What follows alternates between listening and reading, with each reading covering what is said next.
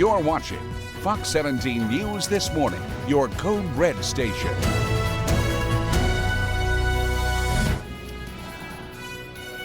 A week after tragedy struck in a Bellevue park, local community members are coming together. We've got more on the calls for change when it comes to crime in Music City. We're letting people just roll right through the system and just make it up as they come in. It's a growing trend in Tennessee. Nashville continues to suffer as low bonds are being created for repeat offenders. Coming up, we're going to hear from state leaders about how the low bond issue is impacting crime. Greg? And the forecast here today and tomorrow, finally getting a break from the rain, but we have changes to the weekend, and unfortunately, they're not for the better. We'll break it down on your forecast. All right, Greg, thank you so much, and thank you for joining us here on Fox 17 News this morning, just after 4 a.m. here on your Thursday morning. I'm Justin McFarland. We're going to begin with an update as Bellevue residents came together to host a candlelight vigil for a teenager who was shot and killed at a very popular neighborhood park. This morning, the victim's 16-year-old sister is also speaking out. She was also shot. Hundreds of people could be seen in front of the Red Caboose. That is the park there in Bellevue. They are mourning the loss of 13-year-old Aiden Hayes. Police say that Hayes was shot after a fight escalated in the parking lot. His 16-year-old sister stood alongside her parents and other political leaders and loved ones to remember that young life who was lost. His sister is crediting her younger brother for saving her life. I think about that day, every night before I go to sleep. And it's hard. It's hard, bro. It's hard. And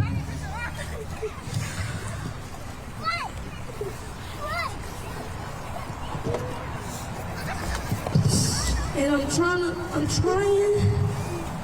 to do this for him, because I know this is what he would want me to do. And I'm trying to live for him and keep his name. Yes. So everybody knows that he died for a purpose. Yes. The teenager's mother also spoke about her son, saying that he was always his sister's keeper. State Representative Bo Mitchell, as well as Metro Councilwoman Zolfat Sora, also showed their support. They were in attendance there at the vigil. A 15-year-old has now been charged in connection with that shooting. We've created the sickest generation of youth our country's ever seen because we have desensitized our youth to gun violence. Well, many people are now speaking out about this topic right now. Nashville's mayor is also calling the recent teen violence unacceptable. With school being out, city leaders say something needs to be done and done soon. Now, Nashville Mayor Freddie O'Connell says that the community has to come together to do the difficult work to understand exactly why this is happening. There are many initiatives out there, like the Mayor's Youth Council, that are set up to try and help these things from getting started. They're trying to get kids more involved and try to stop the cycle of violence. Now, if you want to read the mayor's full statement and view all of the previous stories on the similar types of crimes that have happened, you can visit our website at fox17.com. Enough of it. People are getting hurt. People are getting killed by reoffenders. Operation Crime and Justice says there are a huge number of complaints about violent offenders who make bond only to commit more crimes. Last week, a man free on bond for domestic violence was arrested yet again, accused of beating another woman, setting her business on fire, and then stealing her car. Now we're talking about Parade Gooch, who was arrested last week for a robbery at a clothing store in South Nashville. That's a picture of him there, according to police. Police also confirmed that he was free on bond from a domestic violence arrest. Gooch was also arrested in May for violating an order of protection.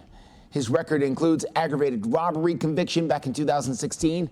Community advocates like Lou Wilbanks is disappointed but not surprised by this.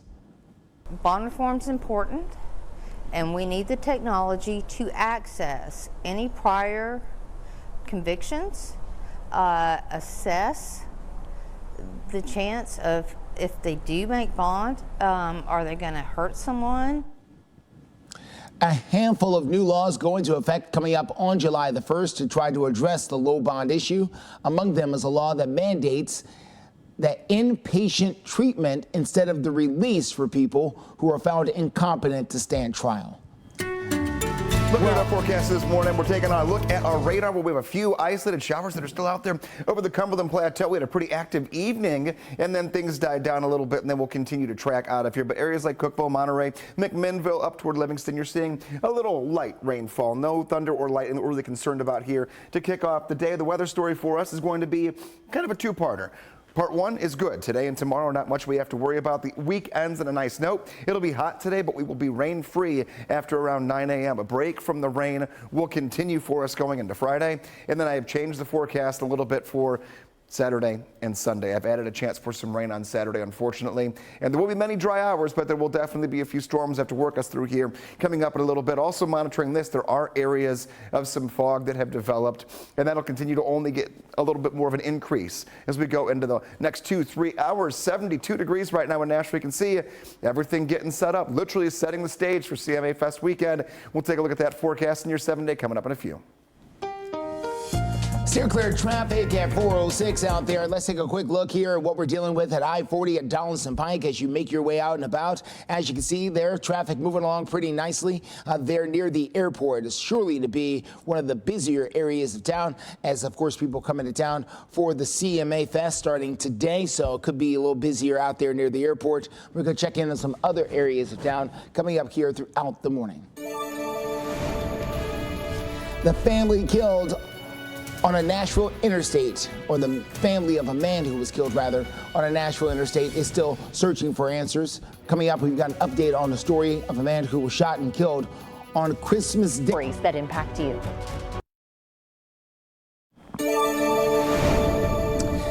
Nearly 2 years later, police are still looking for the suspect in a road rage murder that happened on Christmas Day of 2022. Metro Police announced that the reward for information is now increased to $23,000.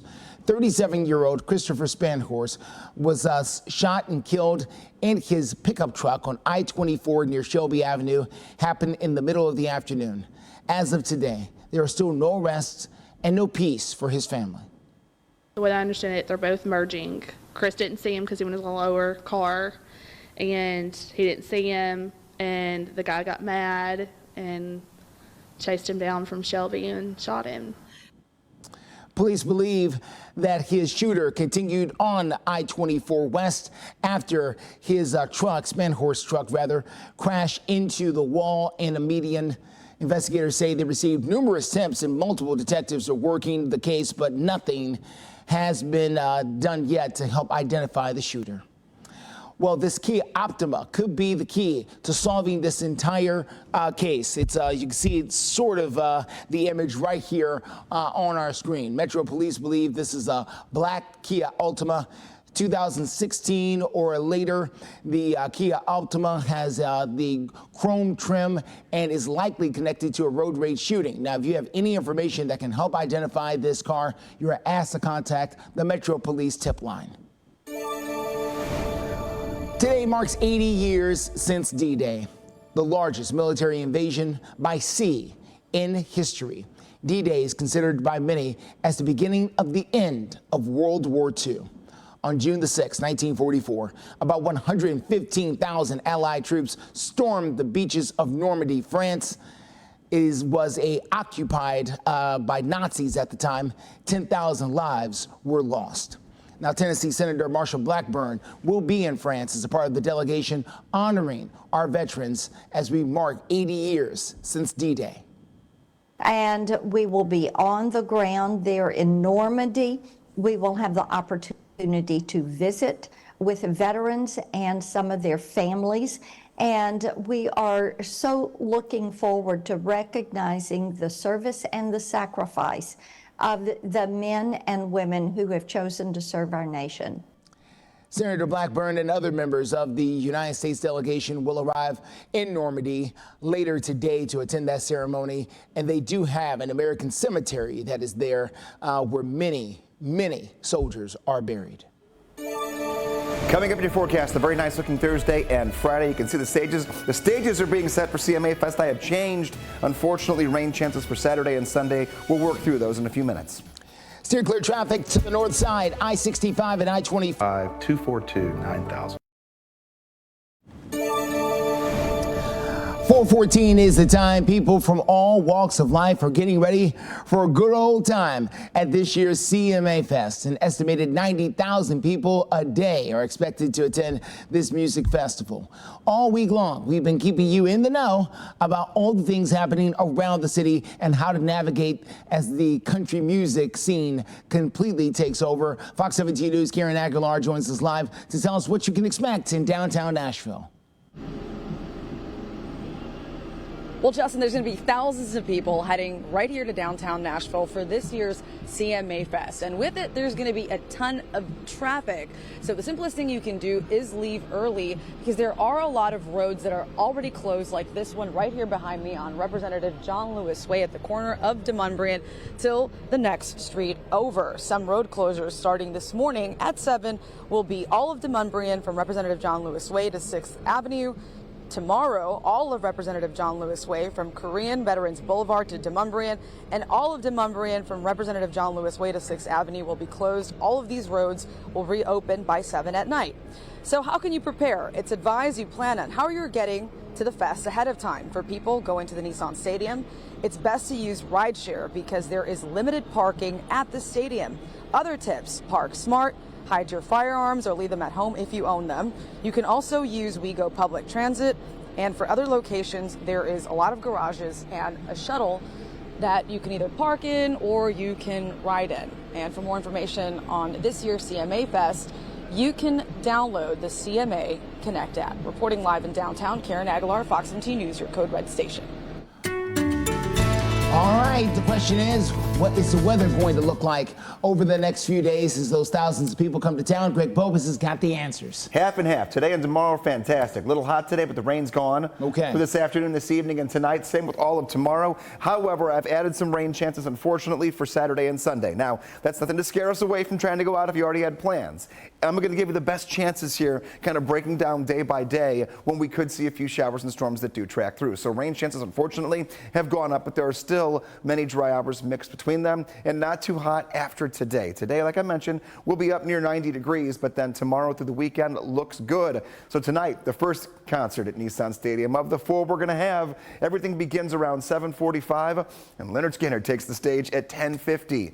Yeah, you'll likely wake up with us tomorrow morning in the aftermath of that concert just getting out. We'll be going on here on a lot of our cameras, taking a look at the temperatures here throughout. 82 degrees at 7 o'clock, 76 at 9, and then 67 degrees at 1 o'clock in the morning. So again, it's a very late night for these concerts given how many acts they've got on back to back. No rain worries for today. However, Saturday and Sunday are the 2 days we are watching. Now, here's how it's going to work. Saturday morning, completely dry. Saturday afternoon, there will be a few hit and miss showers and storms. Mainly, though, most of our rain going to come overnight Saturday night into Sunday. There is another concert, of course. I just said there's 4 in a row at Nissan Stadium that night, Saturday night into Sunday. So lightning protocol may have to go into effect for that one. That's the only one I see being an issue. No problems tonight, none tomorrow, and none for Sunday night's concert. Daytime chances for a few storms will be very early in the day on Sunday before everything does die down. Overall, we are going to be cooler. 88 today, 83 degrees tomorrow, 83 on Saturday, so we'll go back to back right there. And then 80 degrees on Sunday, and we'll keep things right near 80 as we go into next week and dry out once again. Steer clear traffic at 418. Let's take a quick look outside here at I-40 at the Fern Avenue overpass. You can see their traffic moving along without issue. Keep in mind, anywhere in and around downtown Nashville is set to be busy today for the CMA Music Fest. So please watch out for those out-of-town license plates as people are trying to navigate the city. But right now, we're off to a great start.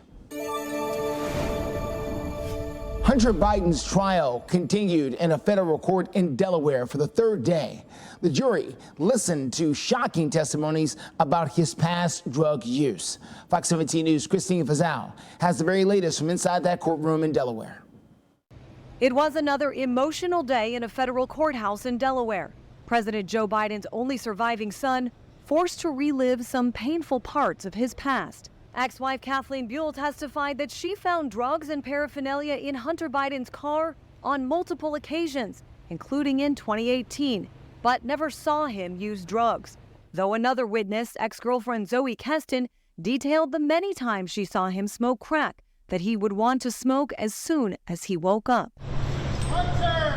That Hunter Biden was addicted to drugs is not in dispute. Prosecutors Tuesday showed these photos that were allegedly exchanged between he and his dealers, also using Hunter's own words from the audio version of his book Beautiful Things to make that case. Mainly, however, we just planted ourselves on the couch and smoked a ton of crack. For endless hours, day after day, it was the same numbing ritual, over and over and over. But central to this case is the question of timing. When filling out this form to purchase a gun, if Hunter Biden knowingly lied about being a user of or addicted to drugs or controlled substances when he answered no. They've got to show, maybe not the second that he filled out the form, but around the time that he was purchasing this revolver, he was using drugs. Other expected witnesses include Hallie Biden, the widow of Beau Biden, who Hunter dated after his brother's death, who also is the one who threw the gun he owned for 11 days into a trash can, where it was later found and reported to authorities. We are still waiting to hear who Hunter Biden's defense team may call as witnesses, but top names include his daughter Naomi and his uncle James Biden, who is close with Hunter and helped him navigate rehab as he worked to get sober. In Washington, I'm Christine Frizzau. In international news this morning, medics in northern Israel say that at least 10 people were injured following a drone attack launched by Hezbollah. Now, the fires in northern Israel threatened homes in the Galilee region. This prompted police to order evacuations. Right now, it's not clear exactly how many of those 10 people who were hurt were civilians versus members of the military. Leaders in Washington are worried about rising tensions on Israel's border with Lebanon, where the attacks took place. It was also another deadly night in Gaza. Gaza authorities say that an Israeli airstrike on a school killed 27 people. The Israeli Defense Force says that the school was turned into a shelter for displaced Palestinians and was being used as a Hamas compound. Israel's military says before the strike, it took steps to, quote, reduce the risk of harming uninvolved civilians. The airstrike comes after Israel announced new operations in central Gaza. Preparing for colder months, a panel at ComusMontgomery.com.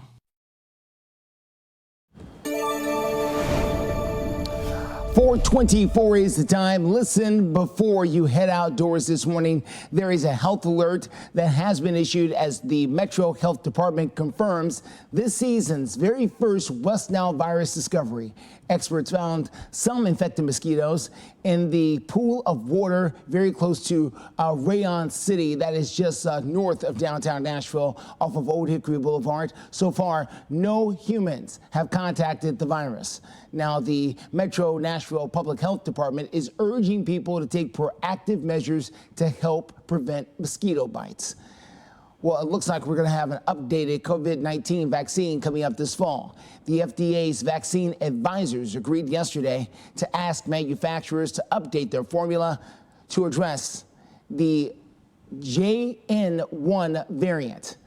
Now, the Infectious Disease Society of America says that the JN1 and its descendants, the KP2 and the KP3, are the most common versions of the circulating COVID-19 virus right now. The FDA says that the current COVID vaccines are less effective against these variants. Right now, the COVID numbers are still pretty low, but they are expected to rise again coming up in the colder months. 425, taking a look, getting out the door this morning to some fog in some areas and from the Cumberland Plateau. A few light rain showers. The cloud cover will eventually decrease. That fog will lift, and we'll see some sunshine by late morning into the afternoon. 5 a.m., 7. It'll be 70 degrees. It'll be 69 degrees, 6 o'clock through 7. So temps still dropping a little bit here over the next 2 to 3 hours before a big climb taking us into the upper 80s. Future track pulls away with the rest of our rain by about 10, 11 o'clock this morning, and then we're dry for the rest of today. today, and we're dry for tomorrow. Thankfully, a little break before Saturday into Sunday, get a little more unsettled once again. We're not washing out either day, but we have up the rain chance here. Thankfully, most of our rain will be overnight Saturday into the first half of Sunday. However, that could spell us some issues for the concert at Nissan Stadium for CMA Fest Saturday night. So we'll really hone in on that hour-by-hour forecast going into our 4:30 half hour. Just know we're not washing out either day of the weekend, many dry hours. Lunchtime today, we will again see those clouds begin to decrease. 81 at 11, 84 degrees at noon, 86 at 1 p.m. And we could make a run at 90 degrees middle of this afternoon. Steer clear traffic out there for you. Let's get you to the very latest happening on I-40 at White Bridge Road. That's over in the west side of town. You can see their traffic moving along pretty well. No big problems as we've got multiple trucks over there sleeping on the shoulder of the road. Boy, a lot of them this morning too. 1, 2, 3, 4, 5, say 6, 7, 8 maybe. We can call the count from Sesame Street. He can help us out with that later on this morning, try to figure out exactly how many there are. But you can see it for yourself. You can get by. No big problems out there so far. We'll continue to watch things on the road. It's just a matter of days before opening the Fort McHenry Channel. This is after the Key Bridge in Baltimore did collapse. Now, the final piece of that steel has been blocking the passage, and it has now been removed.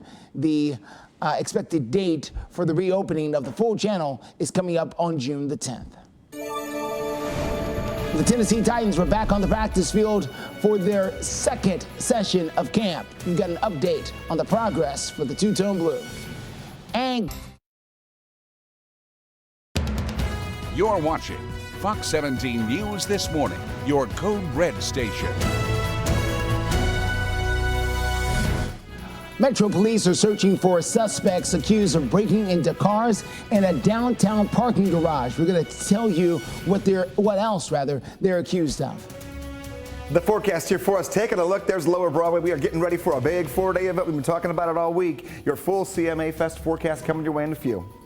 Plus, steer clear traffic on I-40 at White Bridge Road over on the west side of town. As you can see, their traffic moving along, despite the fact we've got a lot of 18-wheelers there on the shoulder. We're going to continue to watch things for you and give you more details coming up in a few. Thank you for joining us here on Fox 17 News this morning, just after 4:30 on this Thursday, June the 6th. I'm Justin McFarland. Well, Metro Police are searching for 3 men they say shot at a security guard after he caught them breaking into cars downtown Nashville.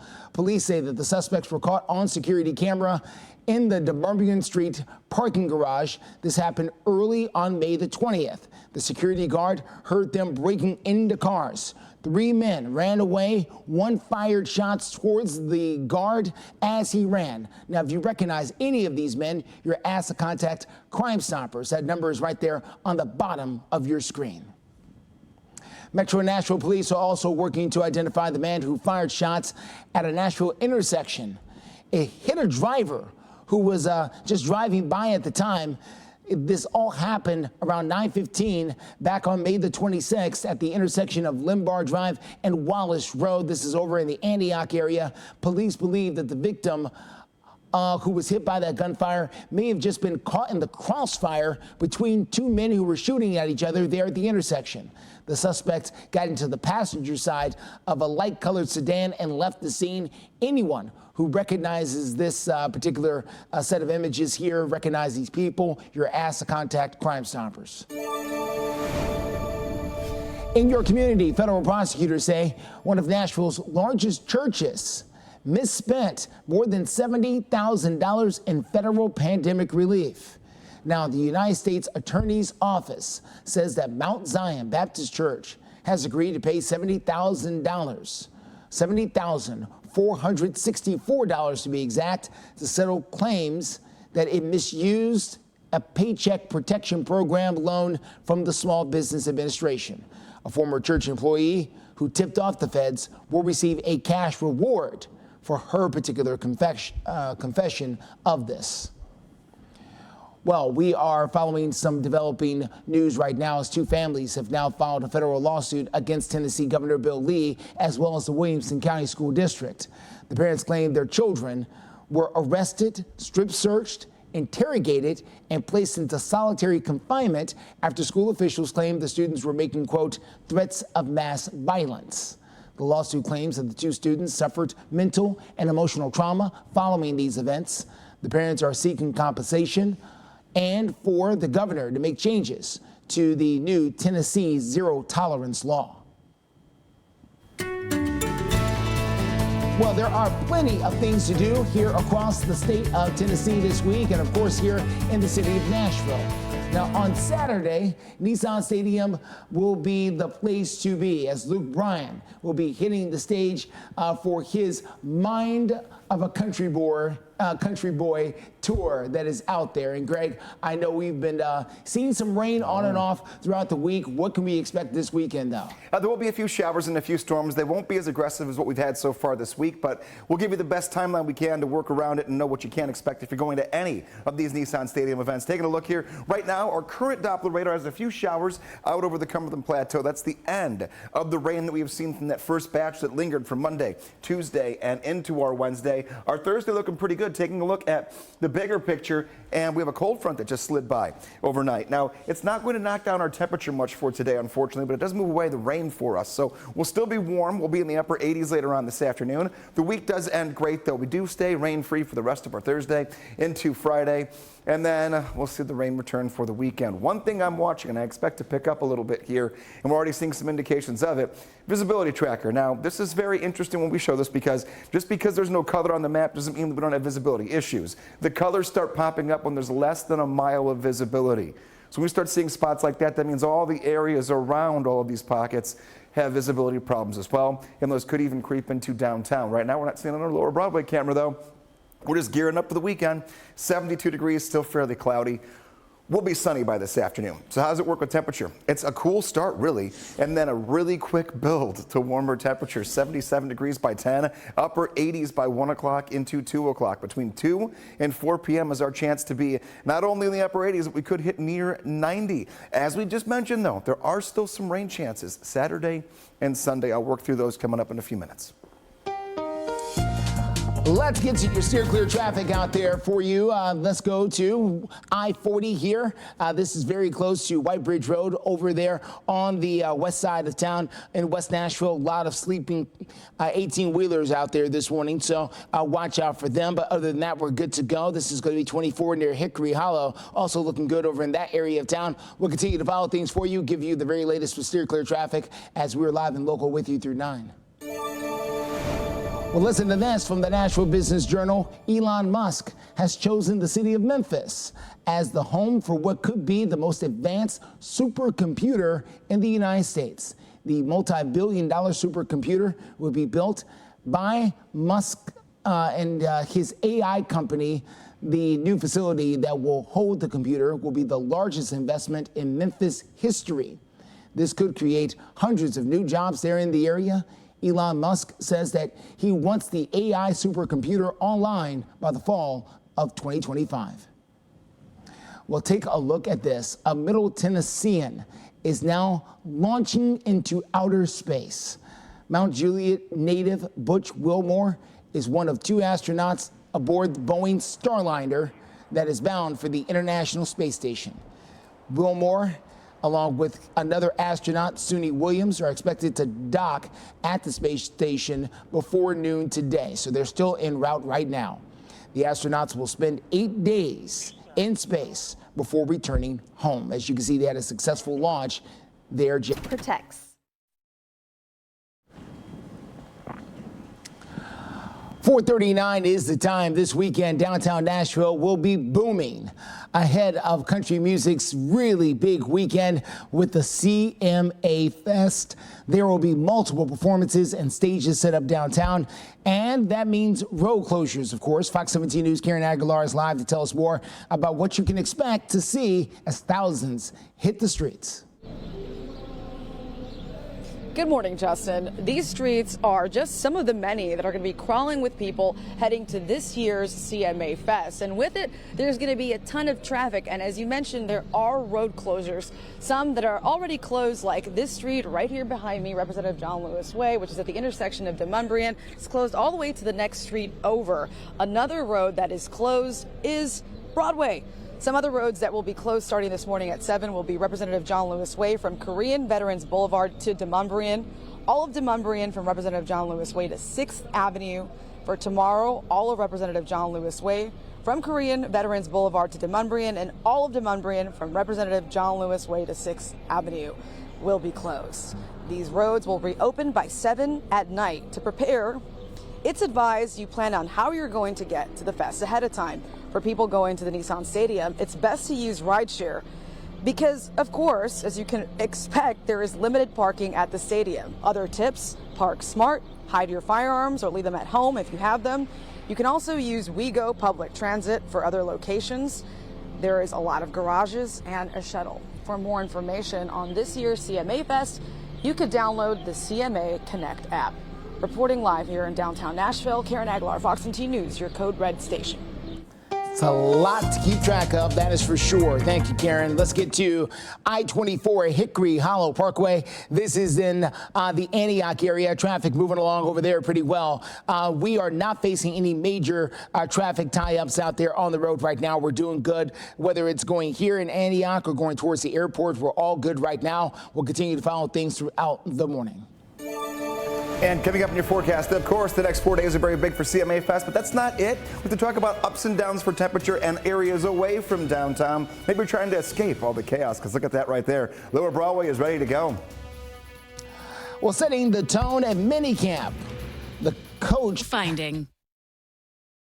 4:44 is the time. That's a quick look from First Horizon Park as the Nashville Sounds will yet again take on the Louisville Bats. That game starts at 6:30. They will also face off on Friday and Saturday as well. There's always something to do here in Music City, that is for sure, as the Nashville Sounds get back on the field.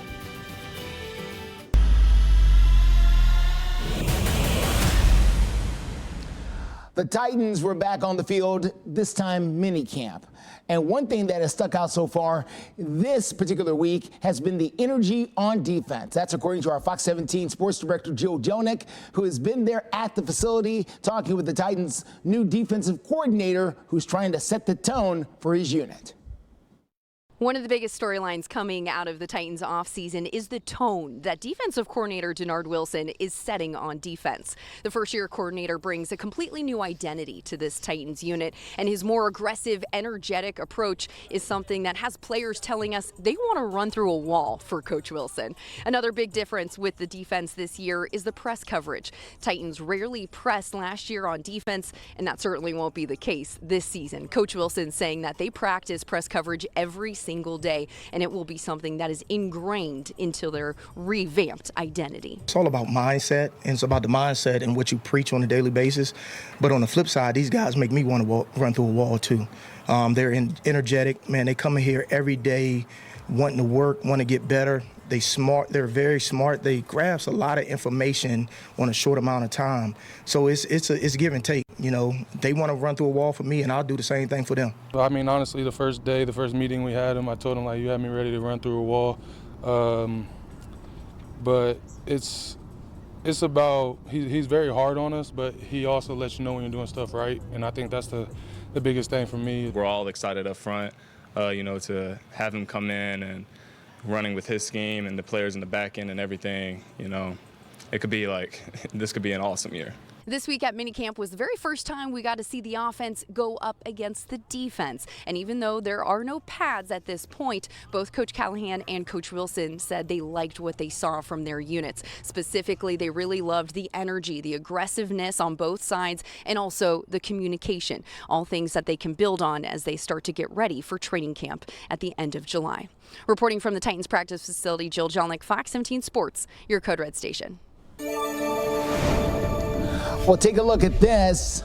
Mother Nature causing chaos in parts of Maryland as a twister is reported in a part of the state there called Poolsville. This happened just yesterday. Drivers in other parts of the state were also caught with some wild weather whipping through that particular part of the country. This dash cam video shows the intense wind and rain that appears to be an exploding transformer there, as well as a lot of the parts of the city and the state there were without power after that storm pushed through. Wow.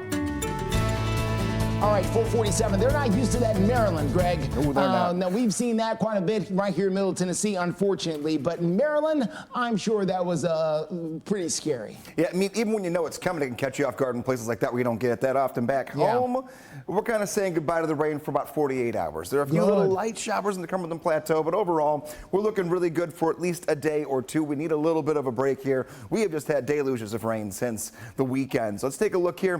Folks still coming into town today and tomorrow for CMA Fest, just to get away. It's that time of the year. Summer is starting for many families here. 75 degrees will be our temperature at the Nashville International Airport at 9 a.m. 84 degrees at noon, 88 degrees at 3 p.m.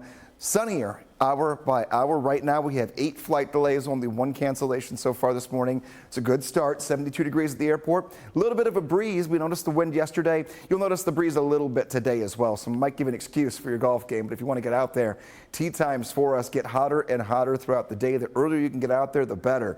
Even if you're just trying to shoot 9 here from 3 o'clock on, you're going to be up near 90 degrees. The heat noticeable, the humidity going down as the rain exits. And taking a look at the 7-day forecast, I'll tell you right now, bouncing around a lot here. You got to know what's coming up each day. Today, 88 degrees with the rain ending, 83 degrees for your temperature going into tomorrow. What's going to happen for your Friday is we're going to see the humidity drop out for about a day and a half. Then going into Saturday and Sunday, we've changed our storm timing a little bit here. It looked like it was mainly going to be the first half of Sunday. Now we've pulled the rains back a little bit. There will be the chance for a few showers and thunderstorms during the afternoon on Saturday. Small hit and miss storms. Most of our day is going to be dry. However, Saturday night into Sunday morning, we're going to have some showers and storms that were not in the forecast yesterday because this system is just going to move in a little bit more quickly. As it does so, Nissan Stadium, again, 4 nights worth of concerts here. Saturday night, we could be talking about storms that possibly track over Nashville and could end up putting lightning protocols into effect. So keep that in mind. Then after that, we could get a little bit cooler. 80 degrees on Sunday, 79 on Monday, and 81 on Tuesday. As we wrap up the weekend and get into next week, things get much better. We get a little bit cooler. Nighttime temperatures stay cooler, and we dry out once again. Steer clear traffic out there for you. Let's get to I-24 at Harding Place. As you make that drive out there this morning, you can see for yourself traffic moving along pretty well. No big problems out there on I-24 as you make that drive into town from the Antioch area. We're doing pretty well. Here's a look at I-40 at Donaldson Pike.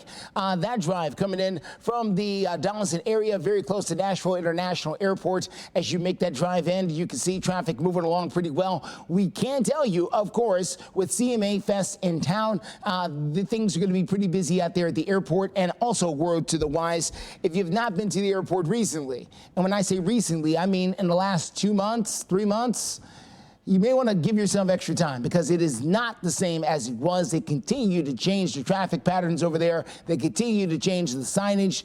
New things are popping up online all the time. So give yourself all the time you need there at the airport. A lot of folks get turned around. And not only that, over in the Donaldson area, a lot of people get turned around as well. They have closed an exit. If you haven't been over there in the last 6 months or so, there used to be 3 exits. Now there's just 2 over there in the Donaldson area. So heads up, if you're going anywhere close to BNA, things are going to be different. We'll continue to look at other things happening around the city coming up in the next little bit with Steer Clear Traffic live and local through 9 this morning. Trending on our website, 11 years after a massive stroke, permanently disabled country music singer Randy Travis, the country legend is now back on stage saying that he will be touring and he's selling out a lot of shows thanks to the help of artificial intelligence. Now, after his stop in Nashville, Randy Travis is set to hit to Wichita, Kansas, followed by a show over in Pigeon Forge, Tennessee. Then he'll hit Panama City Beach and then down to Alabama, as well as Pennsylvania and Ohio. It is giveaway time. Fox 17 News is giving you a chance to receive 2 tickets to Brew at the Zoo. It's coming up on June 14th at the Nashville Zoo. You can enjoy animals, live music, local food trucks, and dozens of craft beers at this unique after-hours event. Just scan that QR code or go to fox17.com/contest for your chance to win. This is a 21 and older event. Message and data rates apply. For more complete details, you can go to fox17.com/contest.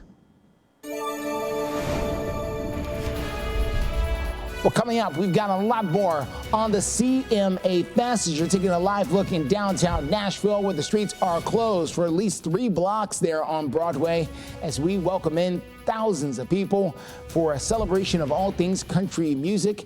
We've got the very latest when it comes to that, plus your traffic and weather scrolling along the side and the bottom of your screens, even during commercial breaks like this one. Nearly 22 million children living in America rely on schools for their meals. Fox 17 News and our parent company, Sinclair Broadcasting, are part.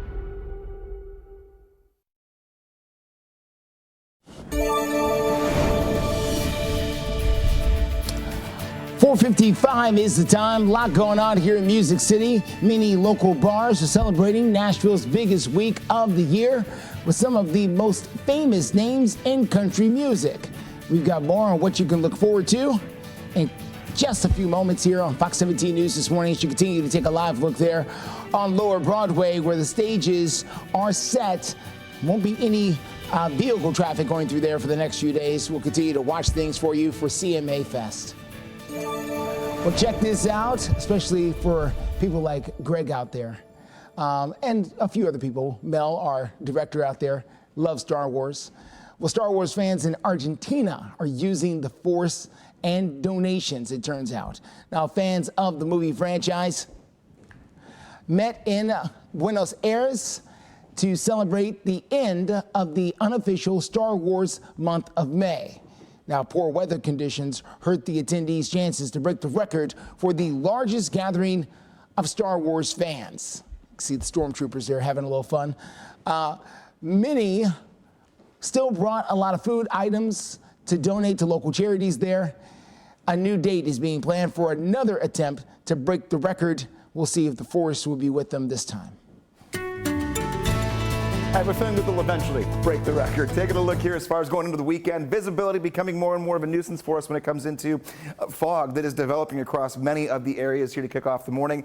I expect it to be its most dense right before sunrise. So leading up in the next hour or two, we'll have some fog, but these numbers will go down when it comes to visibility. Any color you see on the map means visibility is less than 1 mile. Taking a look, not creeping into downtown just yet, 72 degrees. We have some cloud cover to kick off the morning, but showers have exited Nashville. They'll move out of the Cumberland Plateau. A few little ones we'll look at in about 3 minutes from now. But just note that temperatures starting off in the 60s and 70s, right side of your screen. They'll be there all the way through 9 o'clock, and then we'll be 70s into 80s later on today.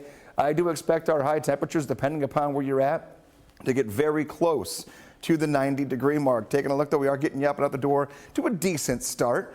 And we're finally going to talk about a day where we're not dealing with afternoon showers and thunderstorms. We're done with rain for the rest of today. Once those showers wrap up in the plateau, we're good to go. 70 at 5, 69 degrees at 7. So we, again, going to hold those temperatures steadily and see an increase in sunshine throughout the day. Steer clear traffic out there for you. Let's take a quick look here at I-24 at Haywood Lanes. You make that drive into town this morning from the Antioch area. We're doing pretty well over there in that particular part of the driving area. We're looking good. If anything does changes, we'll be sure to let you know with Steer Clear Traffic. We got you covered, everybody. We're live and local with you through 9 with anything going on out there on the roads. Well, here's a bit of nostalgia for you. Have you ever heard of the sleeper, the walk the dog, maybe rock the baby? All these phrases are in common with one thing, and that is old school yo-yo tricks. Take a look at that. Well, today is the day to show off some of those tricks because today is National Yo-Yo Day. Now, I have not played with a yo-yo in many years at this point. But there's a lot of people who can be really, really good at it. As you're taking a look here at some of the competition from years past, I'm sure here, some of these guys are really good.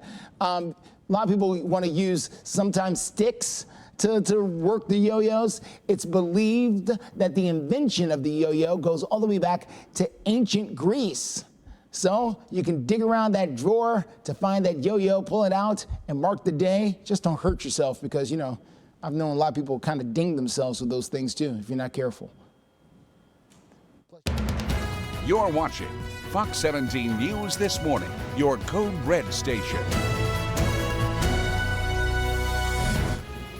Good morning. It is just about 5 o'clock. Continuing coverage here this morning on the resignation of a Gallatin council member over bullying claims, what her fellow council members have to say, and what's next there in Sumner County.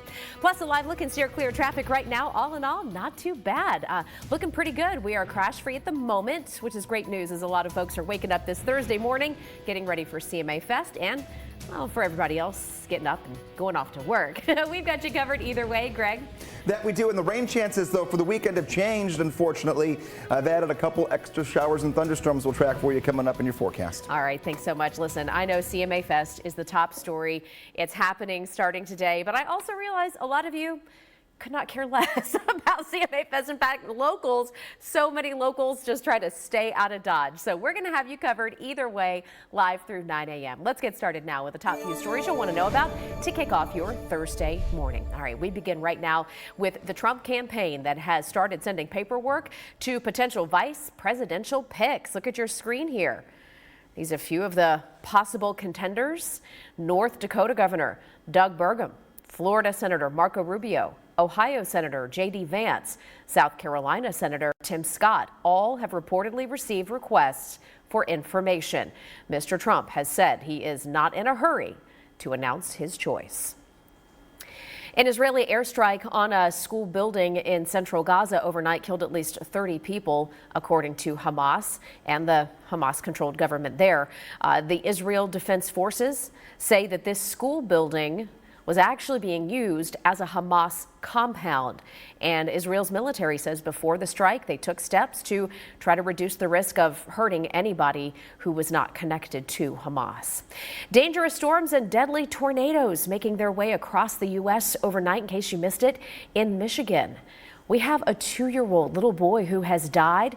His mother is injured after a tree fell on their home near Detroit. Similar reports coming out of Maryland, where emergency workers say they responded to calls of people being trapped in their homes and buildings because of downed trees. So severe weather in other parts of the country does not look like that's a concern for us here at home. Greg, good morning. Good morning. That is not, and that's something we have to worry about here for the next couple of days. I have, unfortunately, put a few storms into the forecast for Saturday and Sunday, but a live look right now, Metro Center camera. We'll see our clouds break up. Very calm to kick off this morning. The week ends on a great note here for us here today and tomorrow, both going to be rain-free. And if you're in the plateau, you might be going, well, there's rain hitting my window right now. That'll be out of here by about 9 o'clock this morning, and then we're done for the rest of the day. We do get a little break from the rain, but we do have our CMA forecast that has changed a little bit. And that doesn't just mean downtown, it means for everyone as well. So even if you get away from Nashville, the chance for a few weekend storms will be there. However, they will be weekend storms. So we're going to keep the arrow to the left side of the screen here. We'll be all clear for Code Red all weekend long. Taking a look. Yeah, downtown, we're getting things ready. 72 degrees. Your current temperature right side of your screen. We're in the 60s and low 70s across the board to start today. Where do we go? Well, maybe you're hopping on the bike and getting away from all of the hustle and bustle downtown the next couple of days. Temperatures will climb into the 80s later on this afternoon, and we will see highs that could be up near 90 degrees. The best chances to get out there and be comfortable will be before 11 o'clock, and then the first few hours right after sunset or right around them, but always use the reflectors, of course, and make sure we're keeping ourselves safe out there. Watch out for anyone who might be outside exercising this morning, whether they're on the bike or just maybe getting a quick early morning walk or jog. And that's a good forecast for it. 88 degrees later on this afternoon. 83 degrees for your Friday and Saturday, and then right near 80 Sunday out of the weekend into next week. The big focus in the next forecast will be the update to those storms for the weekend. Greg, thanks so much. At 5:03 right now, steer clear traffic time. I mentioned just a moment ago, things are looking really good. That continues to be the case. I-40 at Donaldson Pike, all's quiet over by the airport. Although I expect today we'll start to see more people trickle in as they come to visit for CMA Fest. Today is day one. We'll have an eye on the roads for you every few minutes, live through 9.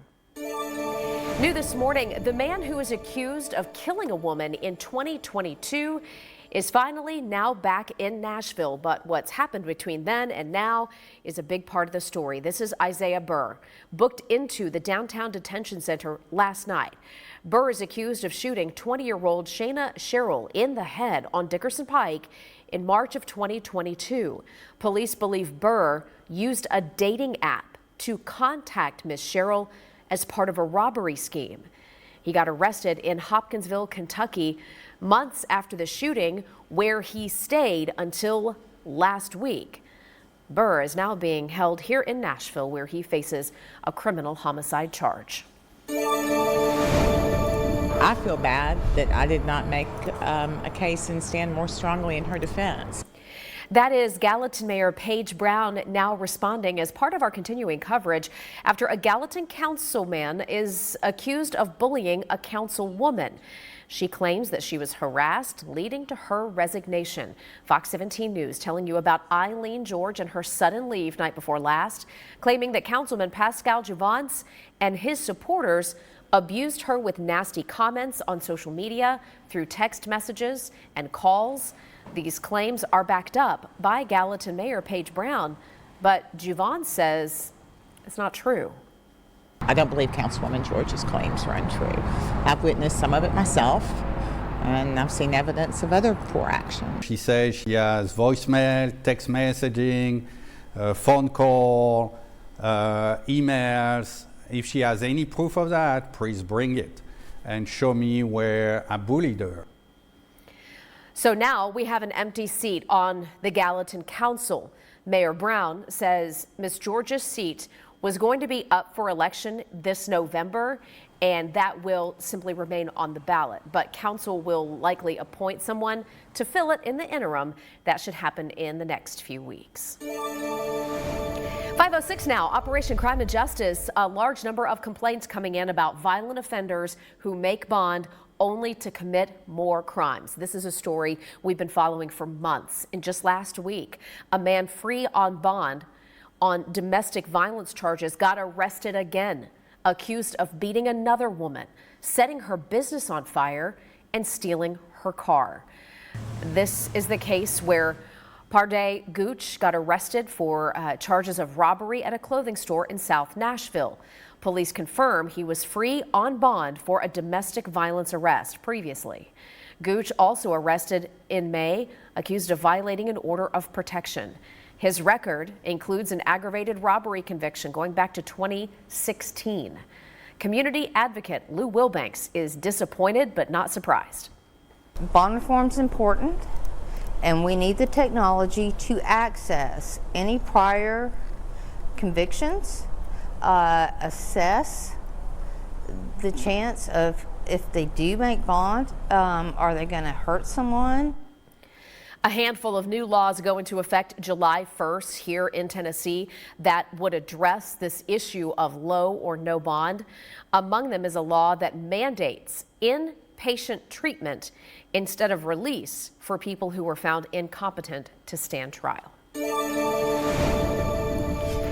1 week after a tragedy strikes in a park in Bellevue, we have community members coming together.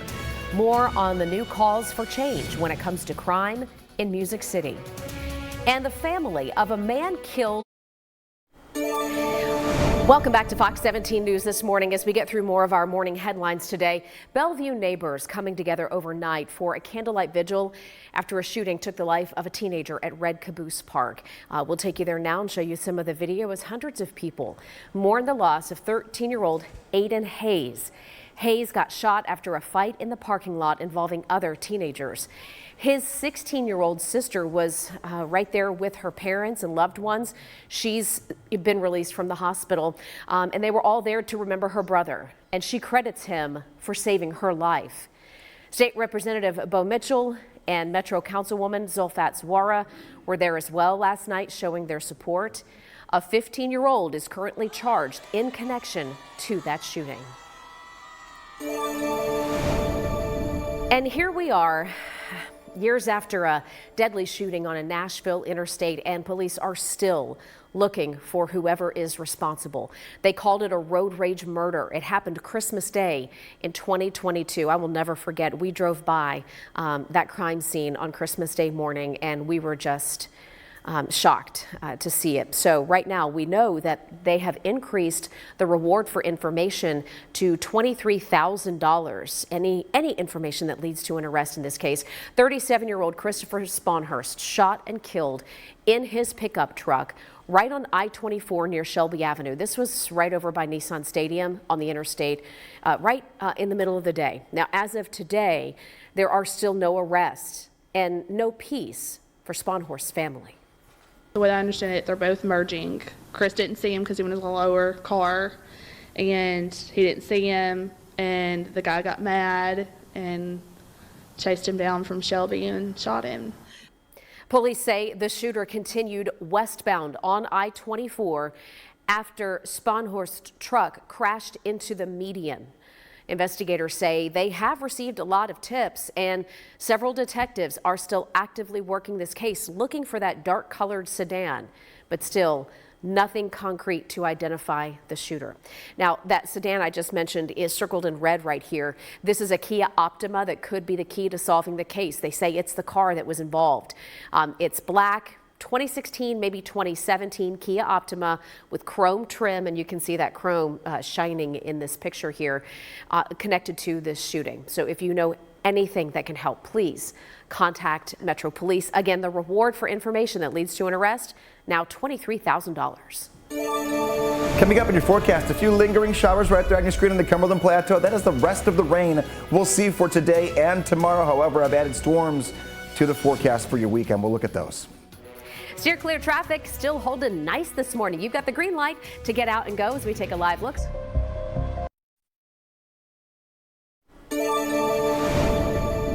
Welcome back to Fox 17 News this morning. It is 5:15, and what you're looking at on your screen right now is a live ceremony marking 80 years since D-Day. Today is the day, and we're taking a live look now in Normandy as many of our veterans, you can see them being escorted here, as old as 107.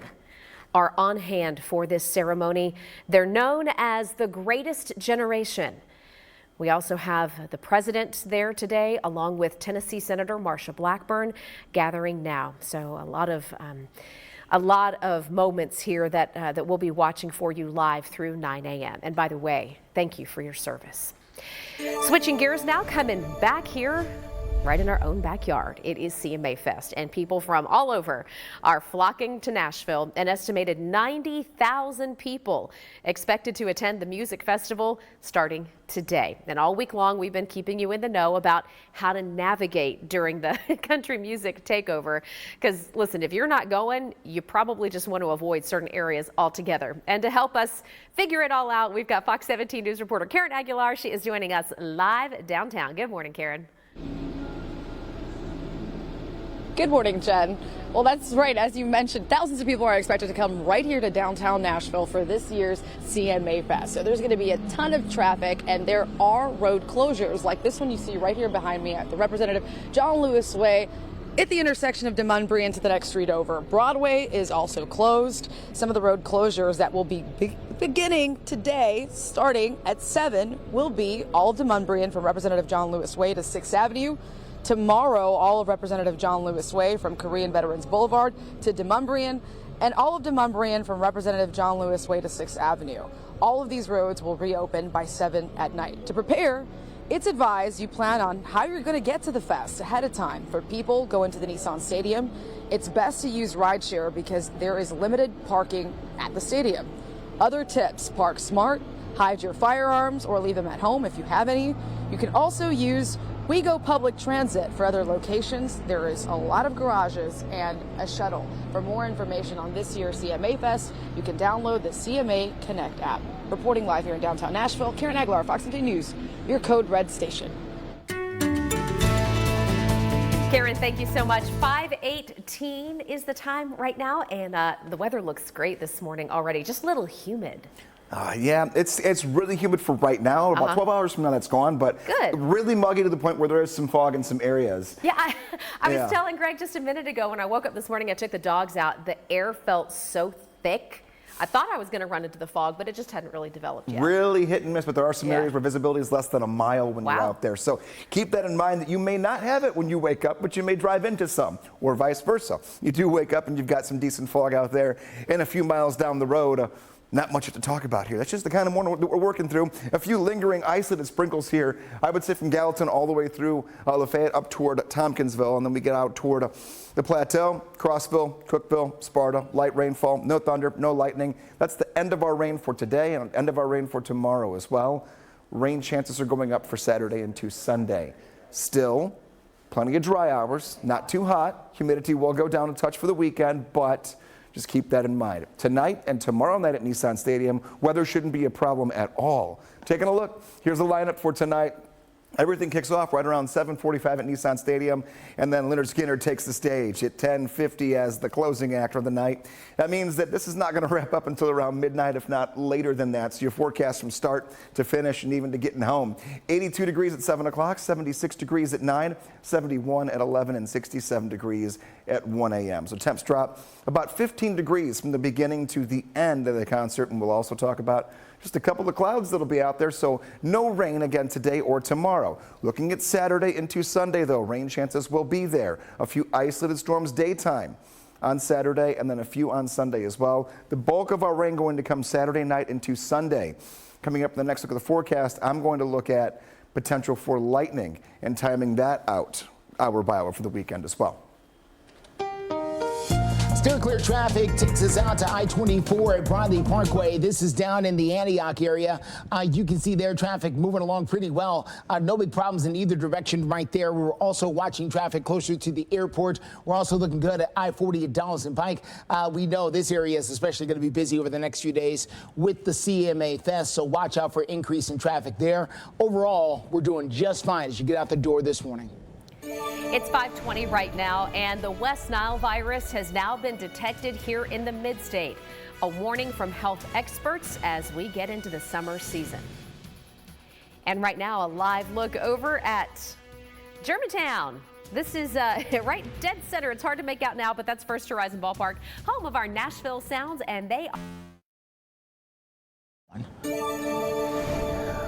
The summer months are a time that schools can use to make major repairs and clean things up as well. And they will be busy with that over at the Mount Juliet Middle School there in Wilson County.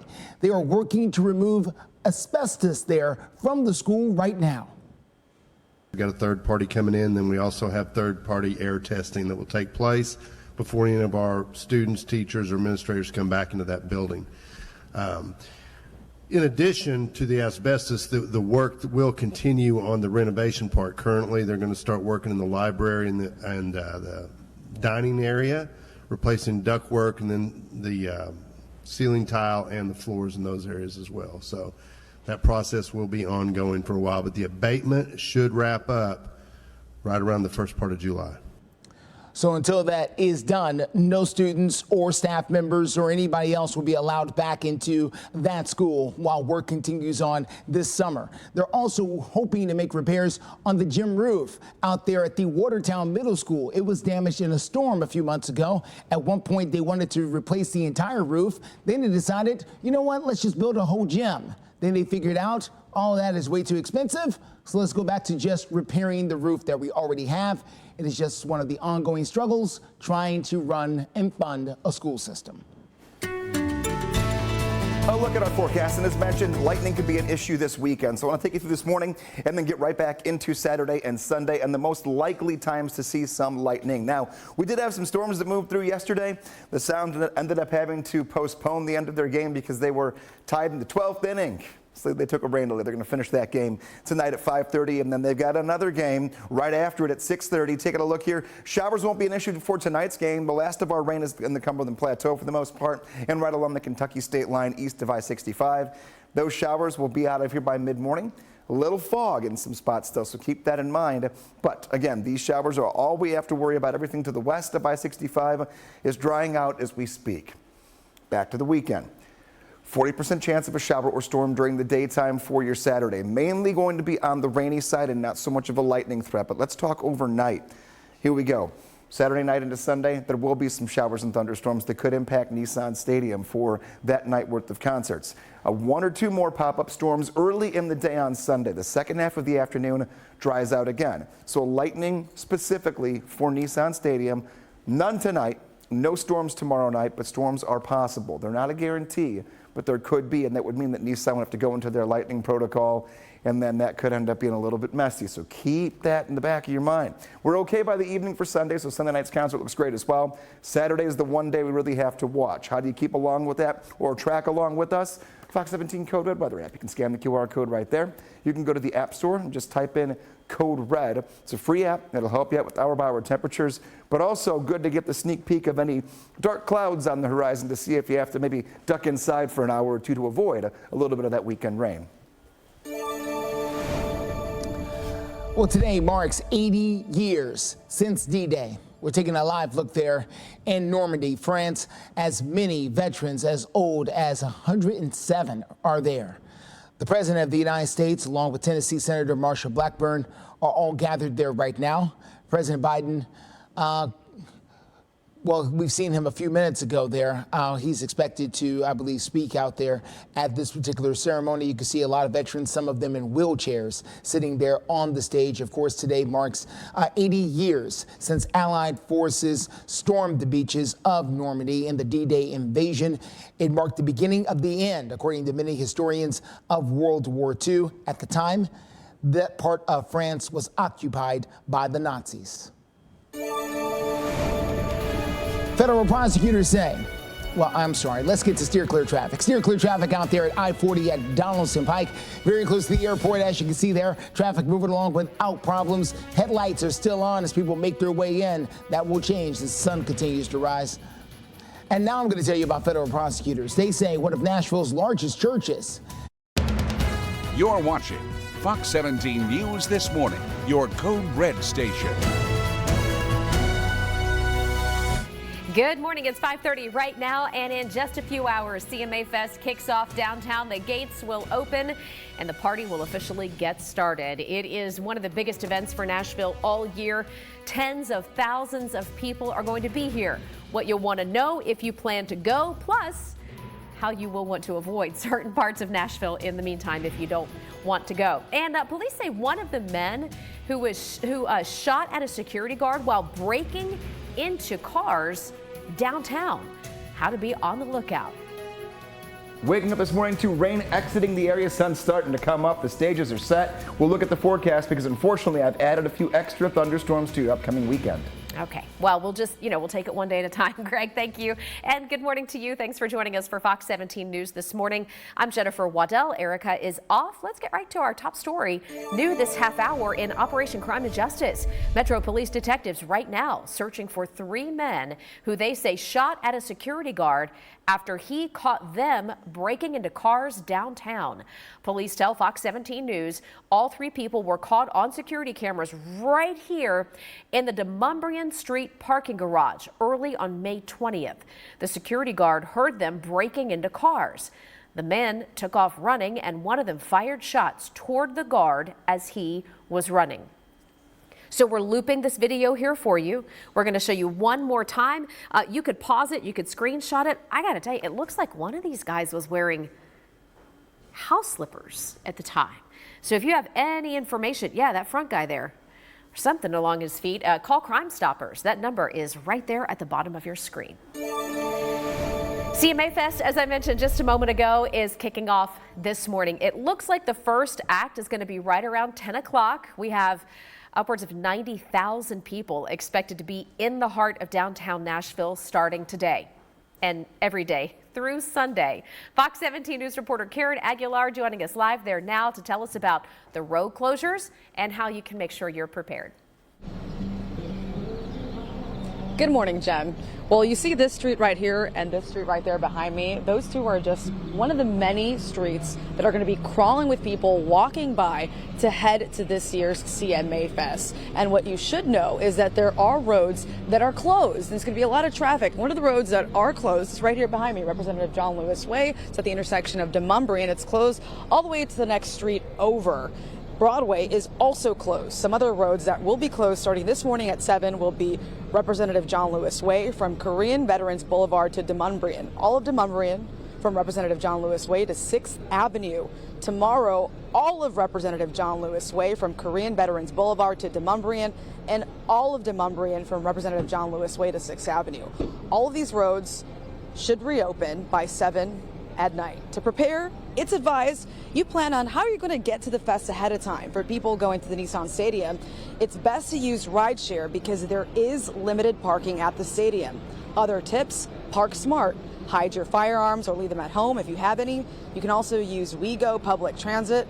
And for other locations, there is a lot of garages and a shuttle. For more information on any updates to the CMA Fest, you can download the CMA Connect app. Reporting live in downtown Nashville, Karen Aguilar, Fox 17 News, your Code Red station. And here we go. We're kicking off the weekend, and the rain chances have kind of fluctuated a little bit here from day to day throughout the week, and we've changed them a little bit for the weekend. Cold front moved in overnight into this morning, and now it's only really a wind direction change, and you don't notice the cooler air move in until tomorrow. Today, don't get me wrong, it's going to be muggy, it's going to be hot, but at least the rain moves away as that cold front moves away from us as well. So finally dry as far as one of the big three things to know, but that's finally dry just for now. Weekend storms do come back for portions of Saturday and Sunday, so enjoy your Thursday and Friday while you can. We're up and down temperatures near 90 today and then barely hitting 80 by the end of the weekend. What does this mean for getting out the door? There are some areas of some patchy fog. That could be the one influence to any driving around here this morning. It could be dense in a few spots. Just keep that in mind as you're hitting the road. Temperature again today, right side of your screen are the currents and your hour breakdown for the rest of this one that could be up near 90 degrees. Steer clear traffic gets us to I-24 Hickory Hollow Parkway. As you get out there this morning, you can see the traffic moving along there in Antioch as you make that drive into town. Right now, we're looking really nice. Both directions, east and west there along 24 as you make your way in and out of Nashville towards Murfreesboro. Could not ask for better drive times either. Mount Juliet at 26 minutes, Murfreesboro at around 51 minutes, Franklin 27 minutes in from the south side. Keep in mind, CMA Fest is in town, so there will be a lot of folks driving around who, quite frankly, don't know where they're going.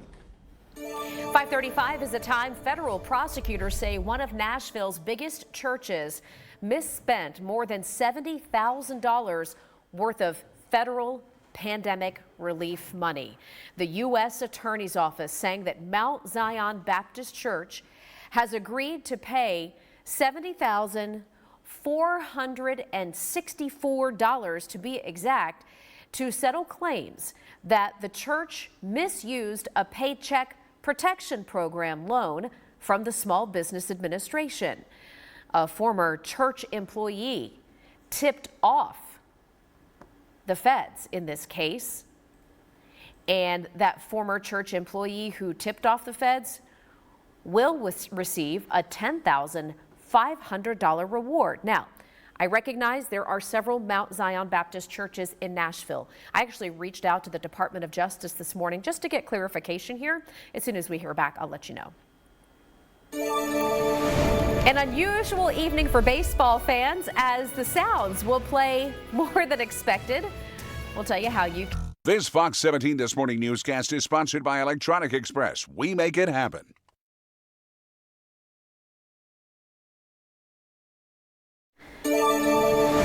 Hey there, welcome back to Fox 17 News this morning. It is 5:39. Maybe the weekend is starting early for you today. If so, good on you. Might go catch a baseball game tonight. We're taking a live look at First Horizon Park which by the month gets harder to see in this live look, but it's right there in the center. You can see just a little bit of the outfield grass there, surrounded by condos, restaurants, and shopping. But wanted to let you know that a rain delay last night for the Sounds suspended part of that game against the Louisville Bats. So if you have tickets for tonight's game, you can watch the end of the suspended game from last night. They'll basically continue play and then start a whole new game tonight. Everything kicks off at 5:35, and tonight's full game starts at 6:35. Hey, really neat update this morning after yesterday morning's successful launch of the Boeing Starliner craft. We brought that to you live here on the air. NASA and Boeing have discovered 2 more helium leaks, though. The first leak found before launch deemed acceptable.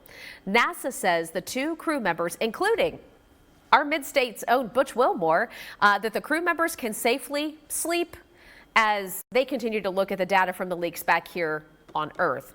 Astronaut Butch Wilmore, I mentioned, is from the Mid-State, and then Suni Williams are on board the first crewed test flight.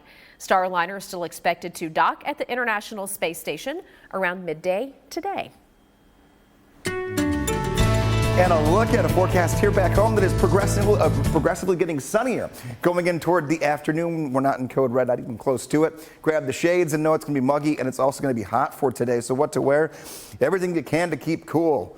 So all the summer clothes here, summer shoes, the whole nine. We're not going to have any additional rainfall after about 9 o'clock this morning. And the folks that see the rain this morning are only going to be east of I-65. So we're shaping up pretty good. Up and out the door. Current temperatures on the right side of your screen, and they're in the 60s and 70s already. Taking a look, we'll be at 69 degrees, 6 o'clock, and then get back into the 70s at 8 a.m. with increasing, again, sunshine. A little cloudy right now as the sun's coming up, but that will change very quickly.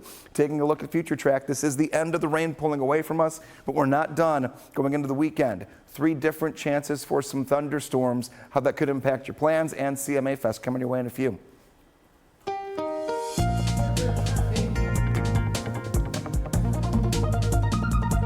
Steer clear traffic out there this morning at I-24 Joe B. Jackson Parkway in Murfreesboro. This is where traffic is moving along here.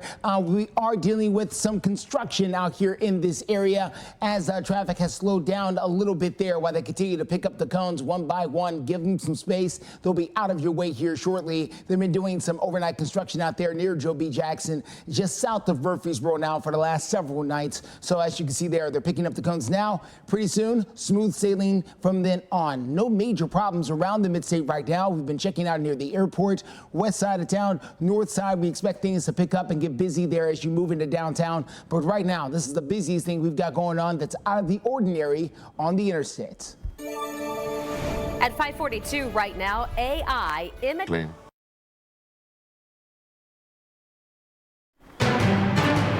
Good morning. At 5:45, we have some breaking news this morning. Just in, the U.S. is now joining the leaders of more than a dozen other countries to call for an immediate ceasefire in Gaza.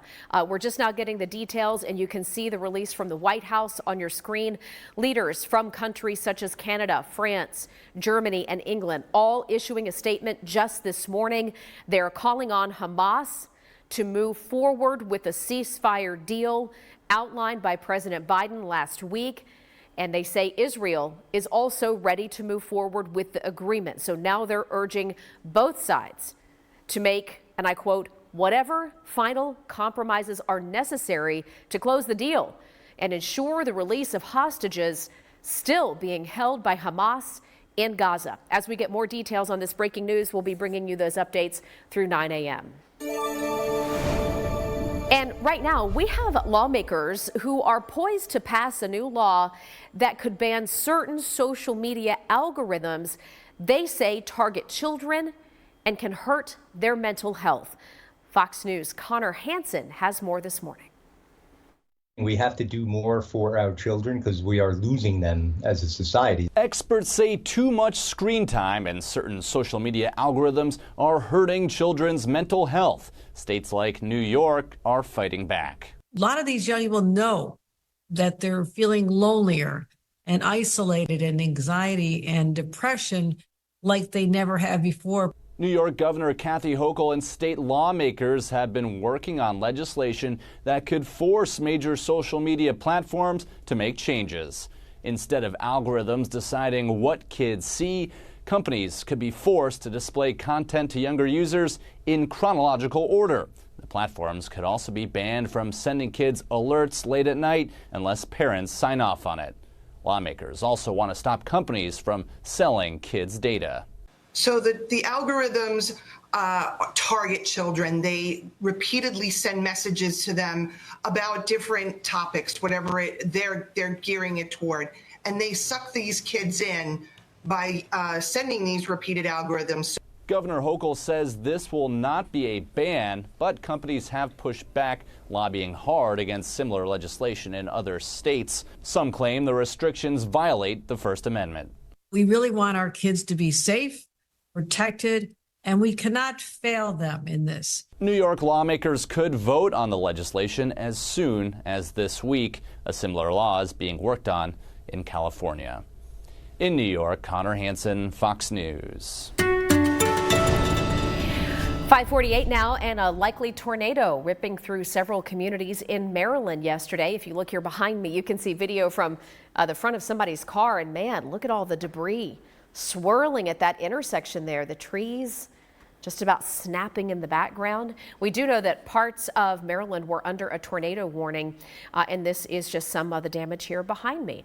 Let's take a closer look here now. The twister reportedly spotted in Poolsville yesterday, and not far away, drivers in Gaithersburg caught some wild weather as well. By the way, those two communities in Maryland are technically closer to D.C. than they are to, say, Baltimore, just to give you a little bit of perspective. We could see a transformer exploding right here. Fire and rescue teams say that they treated 5 people for injuries, and at least 5 homes have damage as a result of this severe weather. Back here at home, we are watching the weather closely, whether you are doing CMA Fest stuff, maybe you're going to the Sounds game. I'm thinking parents who just have kids with outdoor sports right now. There's a ton going on. High schools that have, summer workouts for their football teams. Yeah, hot today for all those things. Okay. And then tomorrow's kind of the pick of the entire next 4 days, 100%. Low humidity, nice. Right near 80, and then loaded Love with it. sun, but I've added in a little bit of rain for the weekend. So, and this is also one of those busy weeks when the airport is just loaded with people coming and going when it comes to everything because, families, again, summer, and also CMA Fest. Taking a look at B&A, what are we getting into? 75 degrees, temperature at 9 a.m., 84 at noon, and 88 degrees at 3 o'clock. Increasing sunshine throughout the day, but right now is a little on the overcast side. 5 delays right now, so the delays have actually gone down over the last hour, which is good. That's a really small count considering how much ground traffic we get at the airport this time of the year. Taking a look, maybe you're saying, forget about CMA Fest, I want to be alone, or with just a close little group of people and hit the golf course. Here you go. 75 degrees, so early morning tea time is going to be in the 60s and 70s. Early afternoon, you're already into the low 80s. And then if you want to get out there or you're still finishing up around late afternoon, upper 80s to near 90 with that increasing sun. So starting off muggy and ending the day pretty warm. No one to mow. Tomorrow is the big yes for the next 3 days. Today, iffy when it comes to that fact that we have the heat out there. And then Saturday, an isolated shower or storm cannot be ruled out in the forecast during the afternoon, and then especially after sunset, Saturday into Sunday. 88 degrees today, 83 degrees tomorrow, and on Saturday, 80 on Sunday. Coming up in a few minutes, you're going to meet your dog of the day, and we'll also talk a little bit more about that rain timing for Saturday and Sunday. Steer clear traffic at I-24 at Joe B. Jackson Parkway this morning. This is out there in Murfreesboro. You can see where they have picked up the cones and traffic is moving pretty well, despite the fact there has been some slowdowns throughout the morning. So right now, we're doing okay as you make that drive in and out of the Murfreesboro area. If something does change, we'll be sure to let you know about it with Steer Clear Traffic because we got you covered live and local through 9. But right now, we're doing good. Here is a look at I-40 at Dawson Pike. We've been watching this airport exit very closely throughout the morning. No big problems out here either. The sun is up, but some people still have the lights on. Watch out for the potholes. Overall, though, we're doing fine. Just about 5:52 right now and making progress in the ports. We are clearing the last of the mess in the Baltimore port after that container ship ran into one of the trusses. We'll get an update in minutes, plus a cucumber recall. We have a recall that has sickened more than 100 people so far, and it is impacting Tennessee. The contaminated cucumbers you'll want to throw away. Nearly 22 million children living in America rely on schools for their meals. Fox 17 News and our parent company, Sinclair Broadcasting, are partnering with Looks Through the Morning. And right now we are just days away from a full reopening of the channel where the Key Bridge collapsed in Baltimore. The final huge steel truss that has been blocking the passageway has now been removed. This expands the channel to allow all ships in and out of the port of Baltimore. You may recall a cargo ship hit the bridge back in March and it collapsed into the river. 6 construction workers died when that happened. The full channel expected to reopen June 10th. Hey, here's something fun. Fox 17 giving you a chance to get 2 tickets for Brew at the Zoo. This is such a cool event. It's happening Friday, June 14th at the Nashville Zoo. You can, of course, enjoy the animals, live music, local food trucks, and craft beers at this after-hours adult-only event. That is important to note. This is not for the kids. Scan the QR code on your screen or go to fox17.com/contest to enter for your chance to win. I mentioned this is a 21 and older event. Message and data rates may apply. For complete contest details, head to fox17.com. The Brew at the Zoo, such a Nashville thing, and just a great event. I hope you win them. I mean, not us, not you, Greg. We can't win them. Well, I know. But you know, Jenna Paisley from Clarksville could win them. Yeah, and look at Dexter's like, well, Mom, did you scan the QR code? I cannot get over the look on this sweet little dog's face. That is the look of, okay, either you did something that made me get your attention or I need something. And what a precious little dog. Beautiful little one there, Jenna. Oh, my goodness. Thank you for sending in Dexter. And you can always give us your dogs of the day. We love to show them off here every morning on Fox 17 News This Morning, and then we get them out the door for the morning dog walk. And temperature's going to be in the 60s, upper 60s, low 70s, all the way through 8 o'clock this morning, then 75 degrees at 9. We'll see our cloud cover slowly decrease from west to east throughout the morning and toward the afternoon. How do you send in your photos? You go to Facebook, meteorologist Greg Bobus. You find that pinned post, and you can put a little story, tell us where you're from, and obviously share your four-legged friend's name. That's how you get them right here on Fox 17 News This Morning. As we go into our 6 o'clock half hour in a few moments, though, I've got some changes to the forecast for your weekend that now involves more thunderstorm activity we'll look at on Future Track. Steer clear traffic out there. Let's take a look at I-24 Blue Hole Road. This is down in Antioch. As you can see there, traffic is moving along pretty well. We are dealing with some slowdowns there in the Antioch area, so heads up as you make that drive in this morning. Now, you could run into this. We are not dealing with the accident so far on our list that we have been able to find here. This is just congestion building in along Blue Hole Road there in the Antioch area, so this is going to be part of your drive times there from Murfreesboro to Nashville, inching towards an hour. We'll continue to follow things for you, let you know whatever else may be out there. Justin, thanks. We have a recall this morning. Heads up, health officials adding more states to a salmonella outbreak linked to cucumbers. The Centers for Disease Control and Prevention telling us that a recall for Fresh Start produce cucumbers is now expanding. First, we had 14 states. Now we have 25 states and the District of Columbia. Tennessee is included in this recall. The CDC reporting 162 people have gotten sick so far. 54 people have had to go to the hospital. The agency advising you not to eat these recalled cucumbers. And not just that, but if you have them, wash every surface that the cucumbers have touched. Again, I'm going to say one more time the name of the brand. This is Fresh Start Produce. So look at the little sticker that might come, on your cucumbers from the store. If it says Fresh Start, it could be involved in this recall. You're watching Fox 17 News This Morning, your Code Red station. At 6 o'clock right now, new on Fox 17 News This Morning, a community is now calling for change when it comes to crime after a teenager is killed at the Red Caboose Park in Bellevue. CMA Fest is finally here, and if you're planning to drive downtown, I'll tell you how you can prepare and what roads you should be avoiding in just a few minutes. And we'll get you ready for the weather for the upcoming weekend. Every day, temperatures are going to be different, humidity will be different, and so will storm chances. Stick with me, we'll go through all of it. All right, Greg, thanks. Good morning to you, and thanks for starting your day with us here on Fox 17 News this morning.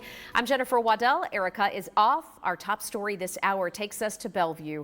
If you're new to the area, this is a community west of Nashville where this morning we have a lot of neighbors waking up with a renewed sense of determination, trying to crack down on crime there.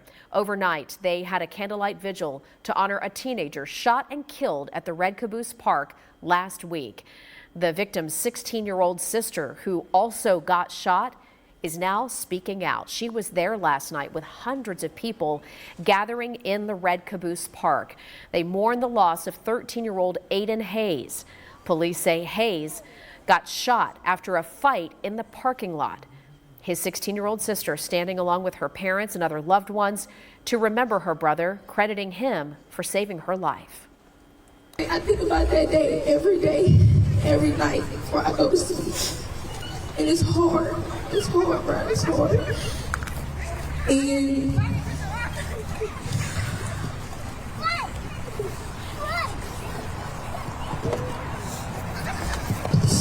And I'm trying to do this for him, because I know this is what he would want me to do.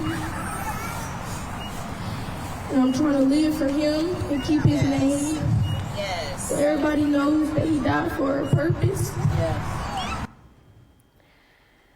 State Representative Bo Mitchell, Metro Councilwoman Zulfat Zwara, all showing their support last night as well.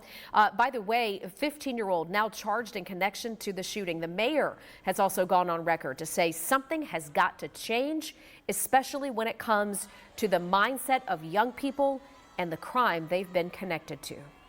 At 6:02 right now, let's get a check of your forecast. So much going on here in the mid-state, especially this weekend.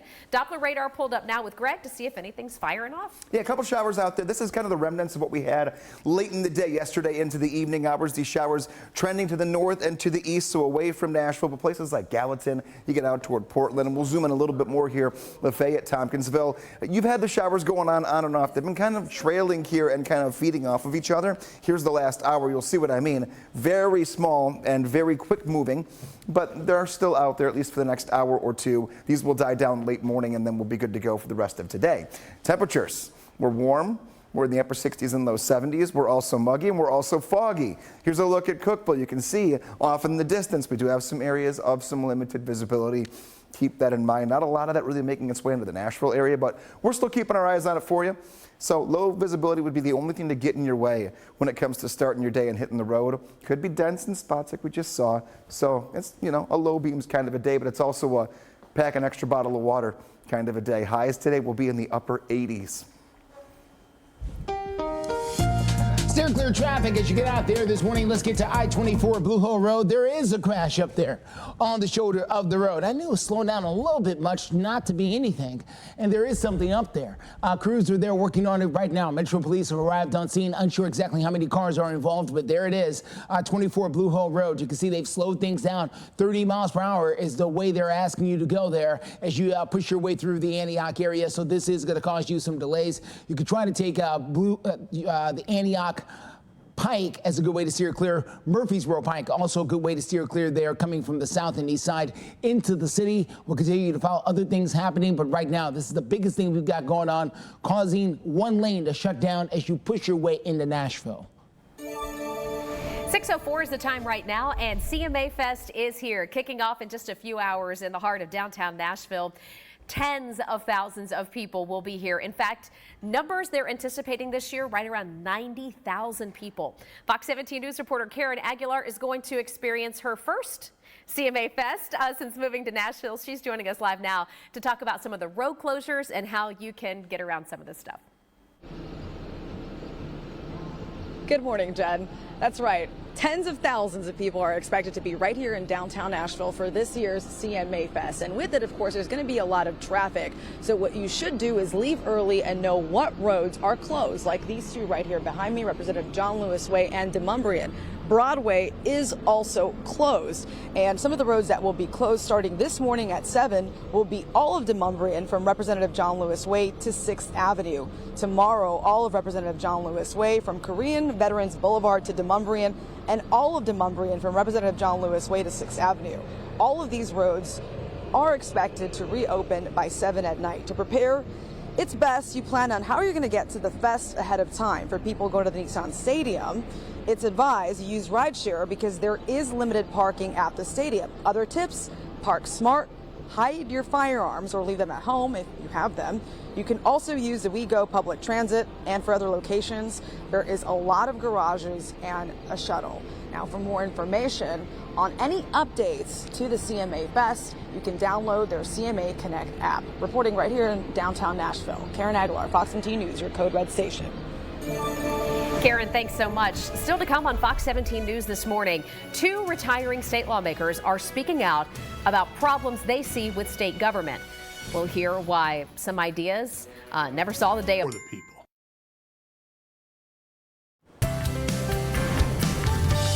6:08 is the time. It is rare, but 2 lawmakers from opposite sides of politics sat down to have an extended conversation recently.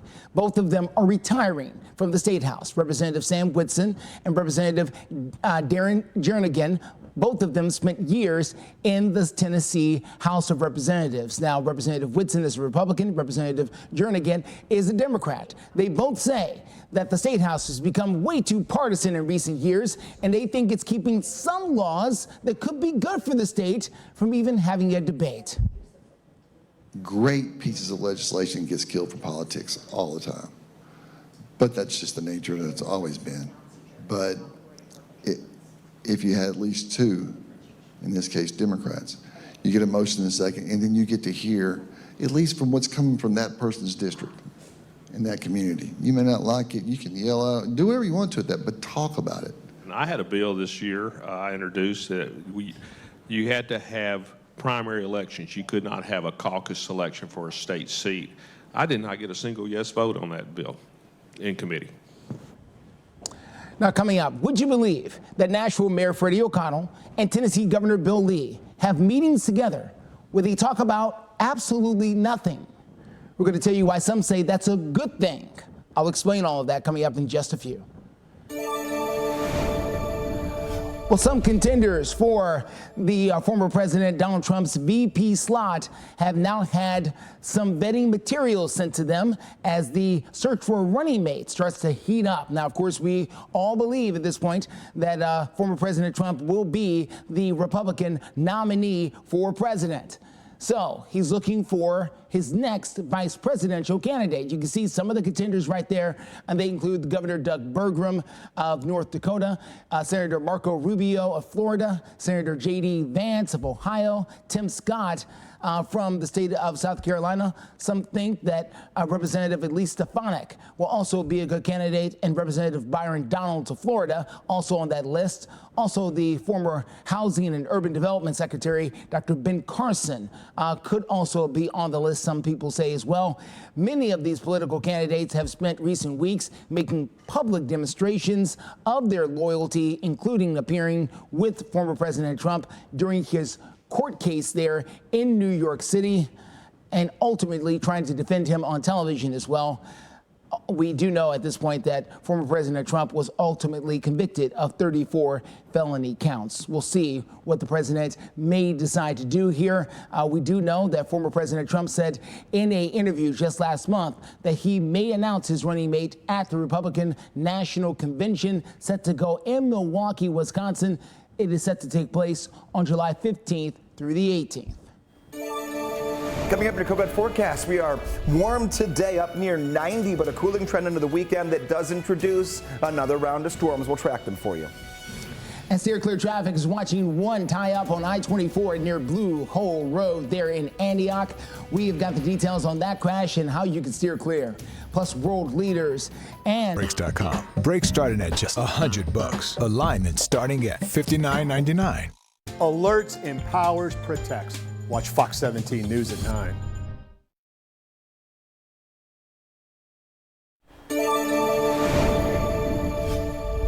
Welcome back to Fox 17 News this morning, where we continue to bring you live looks from Normandy, France, where ceremonies to honor our veterans of D-Day are underway. You can see we do have someone at the podium right now, but it looks like they're mainly setting the stage for what is going to be an incredible remembrance. We have veterans here between the ages of 96 and 107. The greatest generation is what they're called. Bravery, patriotism, just two of the characteristics used to describe this generation. D-Day, the largest seaborne invasion in history, of course. The footage, you know, every year when we watch this, it still just kind of grips me. You can see all of those brave men going ashore here in Normandy, the U.S. and the Allied forces. We had thousands killed by German artillery, but our troops took the beach. They used that foothold to liberate Europe from Nazi Germany. Let's listen to our Tennessee U.S. Senator, Marsha Blackburn. And we will be on the ground there in Normandy. We will have the opportunity to visit with veterans and some of their families. And we are so looking forward to recognizing the service and the sacrifice of the men and women who have chosen to serve our nation. So that was Senator Blackburn, who spoke with us before she took the flight. She, along with a delegation of others, are at that ceremony that we just looked at live. That is at the American Cemetery in Normandy. Back here at home, compelling witnesses just yesterday in Hunter Biden's federal gun trial in Delaware. Today will kick off day 4. Hunter Biden's ex-wife, Kathleen, taking the stand, testifying that he was short-tempered, tried to hide his drug use from his family, but that she never technically saw him using drugs. However, Zoe Kestan, Hunter Biden's ex-girlfriend, says she saw him smoking things from a pipe. First Lady Jill Biden also in attendance and has been there really from day one. Hunter Biden is on trial, accused of lying about drug use when purchasing a gun in 2018. Atlantic hurricane season is here. The effects of those massive storms can be felt even here in Middle Tennessee. And now a growing number of scientists are saying that certain communities should be expecting and preparing for that. Here's Fox News' Chanley Panter reporting. With hurricane season officially underway, scientists at the University of Miami say the prospects for catastrophic damage are alarming. Using the world's most powerful hurricane simulator, researchers are studying the effects of Category 5 storms, the most severe hurricanes with wind speeds of at least 157 miles per hour. We can simulate how much, for example, pressure or damage the hurricane can do to our coastlines. You can put models in here to see, how will hurricanes damage our houses? Crews are trying to learn more about how communities can better maintain and protect coastlines to prevent worse damage from these types of storms. This is because researchers say human-caused climate change continues driving up ocean temperatures, leading to the possibility of stronger hurricanes this year. Right now we're seeing temperatures that are normally don't see till August. The really warm water has an amplifying effect on the storms that do develop, and so they're able to get more energy to power them. Coral reefs and mangrove forests off the shore serve as a first line of defense for the storm surge whipped up by hurricanes. This means that these destructive waves already released a large amount of energy offshore before reaching our coastlines. But dramatically rising ocean temperatures and sea levels are leading to the demise of these safeguards. If we were to lose them, the result will be very severe. The National Oceanic and Atmospheric Administration predicts an above average Atlantic hurricane season this year. It's slated to last until November 30th. I'm Chanley Painter, Fox News. Back here at home, I was just talking to Greg, saying that I hadn't heard much about hurricane season yet as far as activity goes. Yeah. Is that in line with what you're seeing? Yeah, same here. I just looked, Atlantic, nothing going on. Gulf, nothing going on. And they'll put out probabilities of something developing within 48 hours or, 5 to 7 days. Nothing that we're seeing right now. So hopefully we can keep it that way. Back home, We've been stuck with the rain. It's been on and off all week long. We get a break from it today and tomorrow, and then we're right back at it for the weekend. It won't be as heavy when that rain's coming down, but it could be a little bit of a problem when it comes to outdoor plans. So we'll just start taking a look at the here and now, and then we'll work our way through it. 72 degrees. That temperature has not moved in the last 3 hours. We're steadily holding on to that because of the cloud cover out there, but clouds are decreasing, and we'll see plenty of sun later on this afternoon. Even a few showers that are still out there north and east of the Nashville area. Those pull away here on Future Track through around 9, 10 o'clock this morning. Everything looks much better for the rest of today. This is all the rest of your Thursday. Nothing happens. It's actually a little wind direction that we get later today. So the breeze picks up from the north, and that will cool us down going into tomorrow. But today is going to be a cooker. We're going to be in the mid to upper 80s. So compared to the last couple of days, we haven't really been warm since Monday. So you'll notice it. 81 degrees at 11 o'clock, 84 at noon, and 86 at 1 p.m. The worst part about it, though, is the first half, 2/3 of today. Not only going to be warm and sunny, but also humid. The humidity very noticeable. Here's our upcoming precip chances Saturday into Sunday. We do work into a few storms, a few pop-ups for the afternoons on Saturday and on Sunday, but most of our rain going to come down late Saturday into the overnight and then the first half of Sunday morning. Unfortunately, that could mean some issues for the concert at Nissan Stadium Saturday night for CMA Fest. We'll talk about the entire 4 days coming up in about 5 minutes. Steer clear traffic gets you out to I-24 at Blue Hole Road. This is down in the Antioch area where we are dealing with a bit of a crash there on the shoulder. Traffic can get by, so it's just going to be a much slower go here. This is going to certainly impact you. You make that drive in from Smyrna, Laverne, from Antioch this morning. The one lane is shut down. You can see all the traffic here moving its way over. So what is that doing to your drive time? It's slowing you up. We're now over an hour coming in from Murfreesboro at around 71 minutes on that drive here, 26 minutes in from Mount Juliet, 29 minutes in from Hendersonville. You want to try to use Murfreesboro Pike as the best way to steer clear. Keep in mind, this time of the year, no school zones out there this morning, so it should be a little bit better for you on that drive and that detour. It's here on your Thursday morning at 6:21. The New York Times reports that Israel, like Russia and China, is now using an online bot campaign trying to influence U.S. policy. The Israeli government reportedly paid for an influence campaign targeting House Democrats not long after the October 7th attack. A marketing group called Stoic reportedly led that effort. This report comes as Prime Minister Benjamin Netanyahu is expected to address Congress. Israel's influence campaign reportedly still going on over on the X or Twitter platform. Meta claims they disrupted the campaign. Israel so far denying involvement. A never-before-seen baseball matchup coming tomorrow. You're watching Fox 17 WZTV Nashville.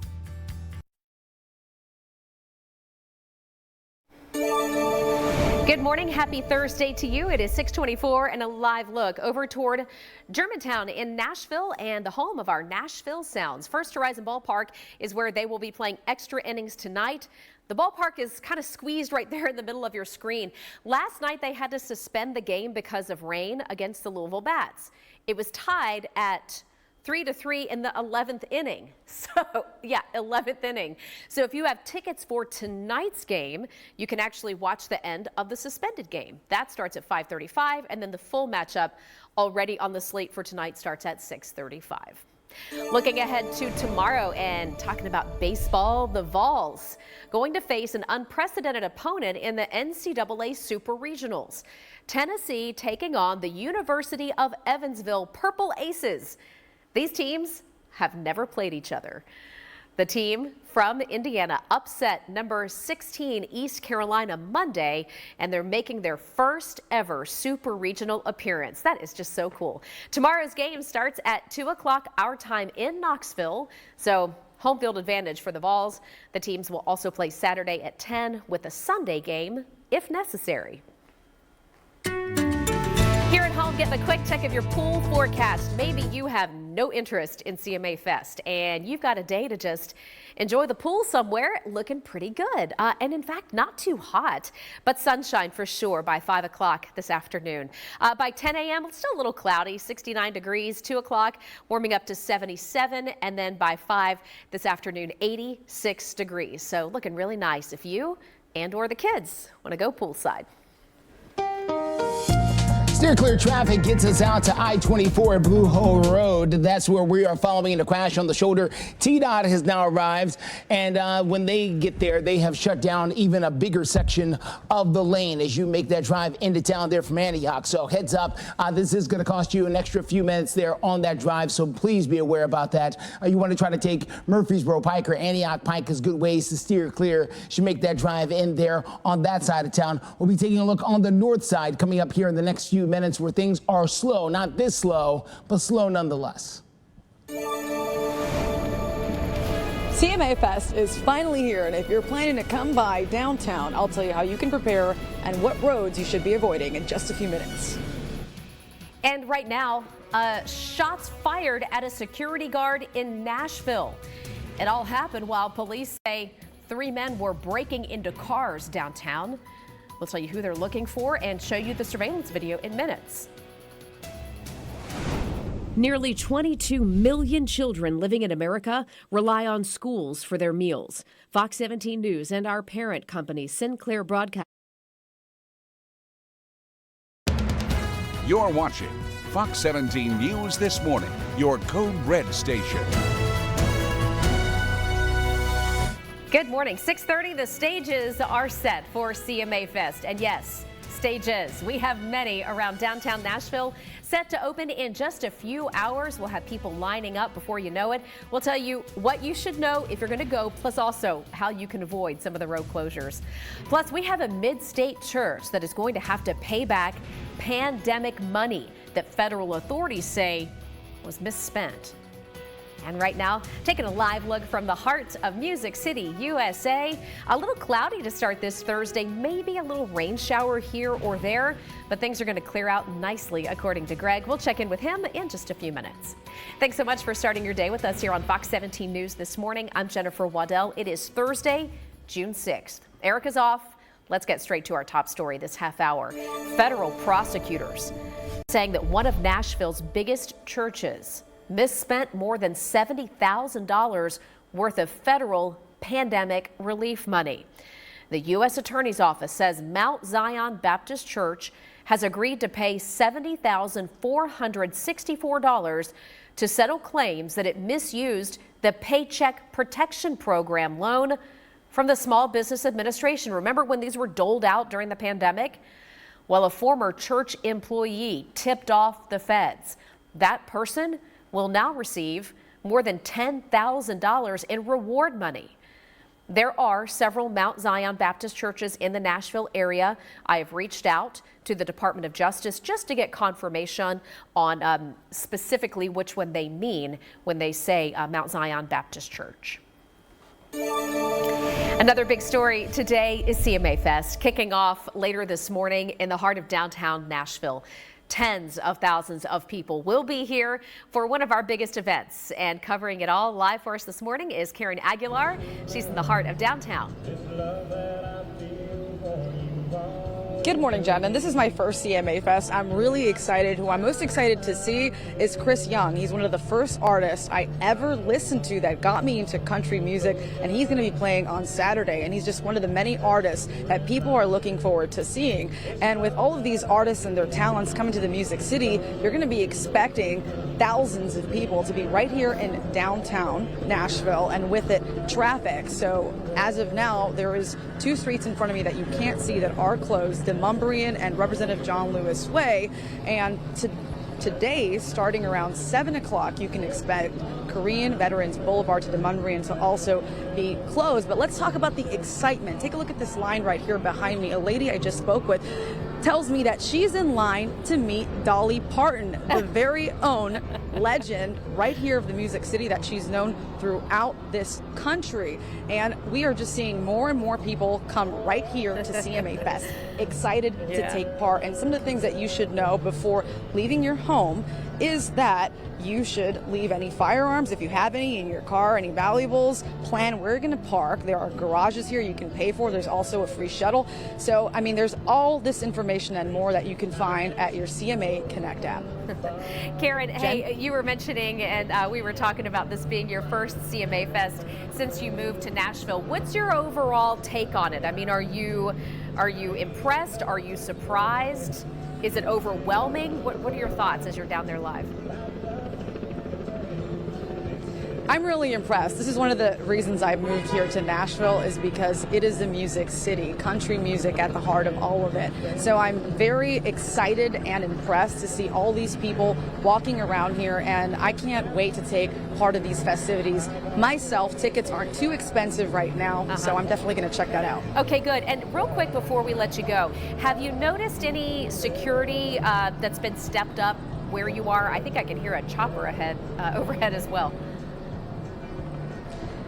That I believe that is the Channel 5 chopper, but we have seen some security guards around here who are around where the road closures are, and we're going to be talking about that in the next half hour, about how security is increasing, not just from the fire department, but from the police department, to make sure that everyone keeps safe in these streets. So stay tuned for that. Reporting live here in downtown, Karen Aguilar, Fox 17 News, your Code Red station. All right, Karen, thank you. Hey, we know that Metro Police teaming up with other state and local agencies for security and law enforcement down there, both from the air and from the ground, and a lot of behind-the-scenes work, Greg, that people may not even realize. Just to make sure it's a safe event for everybody. And they don't want you to realize everything, so you can just enjoy yourself and not get any anxiety or whatnot. So they got you covered there. And as long as old men sit and talk about the weather. And as long as old women sit and talk about old, I couldn't. I mean, Randy Travis in the background over there.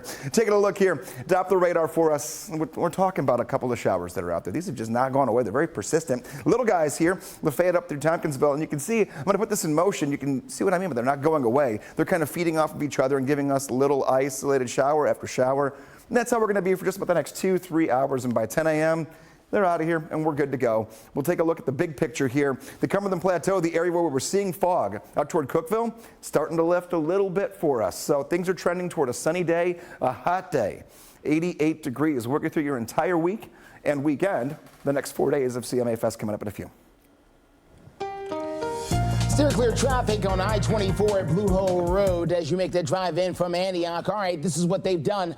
They have moved the accident from one side of the road to the other. So this is on I-24 near Blue Hole Road there, near the Bell Road area coming in from Antioch. At one point, this crash was on this side. Now they've been able to move it over to the other side. Metro Fire is there, along with the police department and TDOT, shutting down those now 2 outside lanes, 1 and 2. The best way to steer clear, Murfreesboro Pike, Antioch Pike can help you get past it there, as the drive time is taking you about 10 to 15 minutes extra there from that south and east side. This is 65 at Trinity Lane, as promised. North side of town, slow, but not as slow as we're looking at on I-24 right now.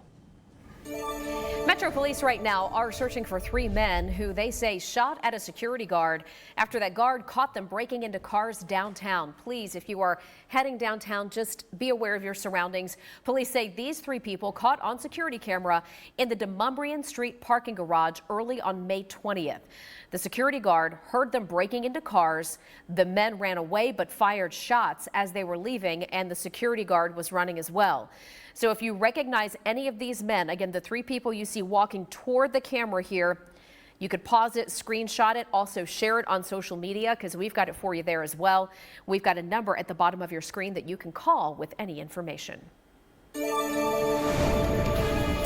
A reporter held in Russia for more than a year could be getting close.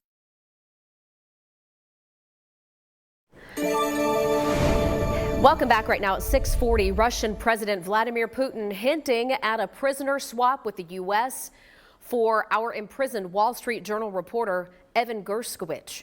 While speaking to international news leaders, Putin said that the United States is, quote, taking energetic steps to secure Gershkovich's release.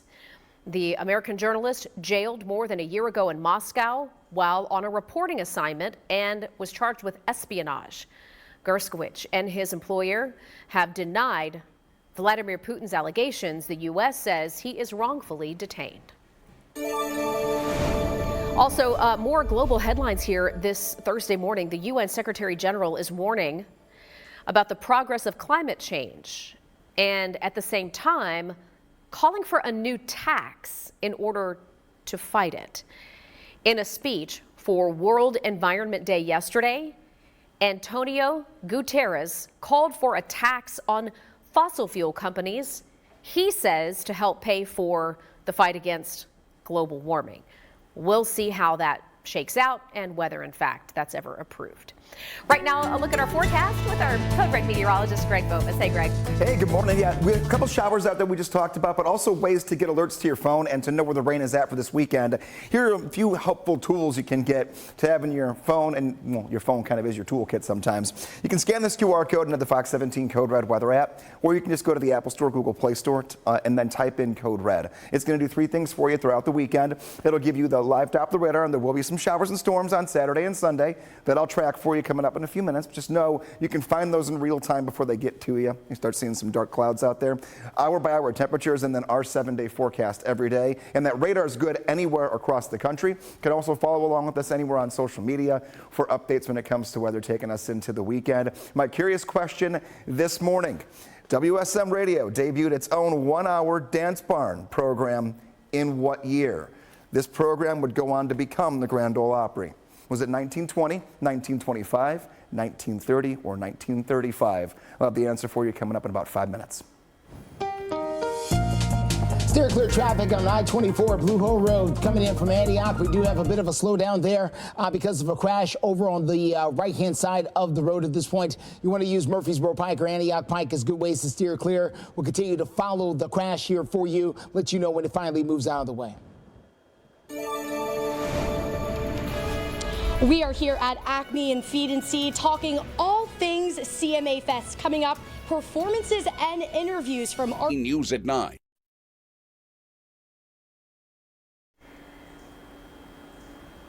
Welcome back to Fox 17 News this morning. It is 6:45 right now, and a live look into downtown Nashville, which is already buzzing for CMA Fest. You can see the road closure right here set up at Honky Tonk Central, going all the way toward the riverfront. That is the primary zone for all the musical acts that we have for days. And Fox 17 News reporter Amanda Chin is joining us live this morning as part of our team coverage. She's at Acme Feed and Seed with one musician who is making headlines, country artist Michael Warren, who's been named a Spotify Artist to Watch for 2024. Good morning, Amanda.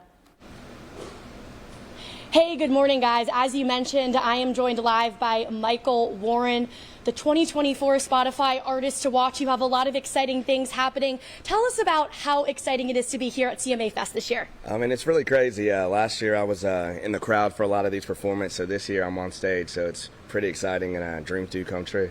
Yeah, awesome. How can people see you this weekend here at Spotify Fest? Yeah, so tomorrow, Friday, I'll be at Spotify House at 11 a.m. kicking off the whole thing. And then right after that, I'll be at the Spotlight stage. So you can come say what up, shake my hand, we'll sign some stuff, and yeah, hug everybody's neck. And for those who are wondering how they can find your work, what new stuff do you have coming up? Yeah, we got some new singles coming out late June and July, and you can find us online at Michael Warren Online. That's the website. Same with Instagram, Michael Warren Online. And then we have tons of music on Spotify, so check it out. And I know that, you know, when you come to Nashville, it's a great city. What do you look forward to most when coming here? The music and all my friends. You know, love it here. Awesome, awesome. Well, Michael, you're about to sing one of your songs called Cowgirl. Why don't you take it away? Let us hear you.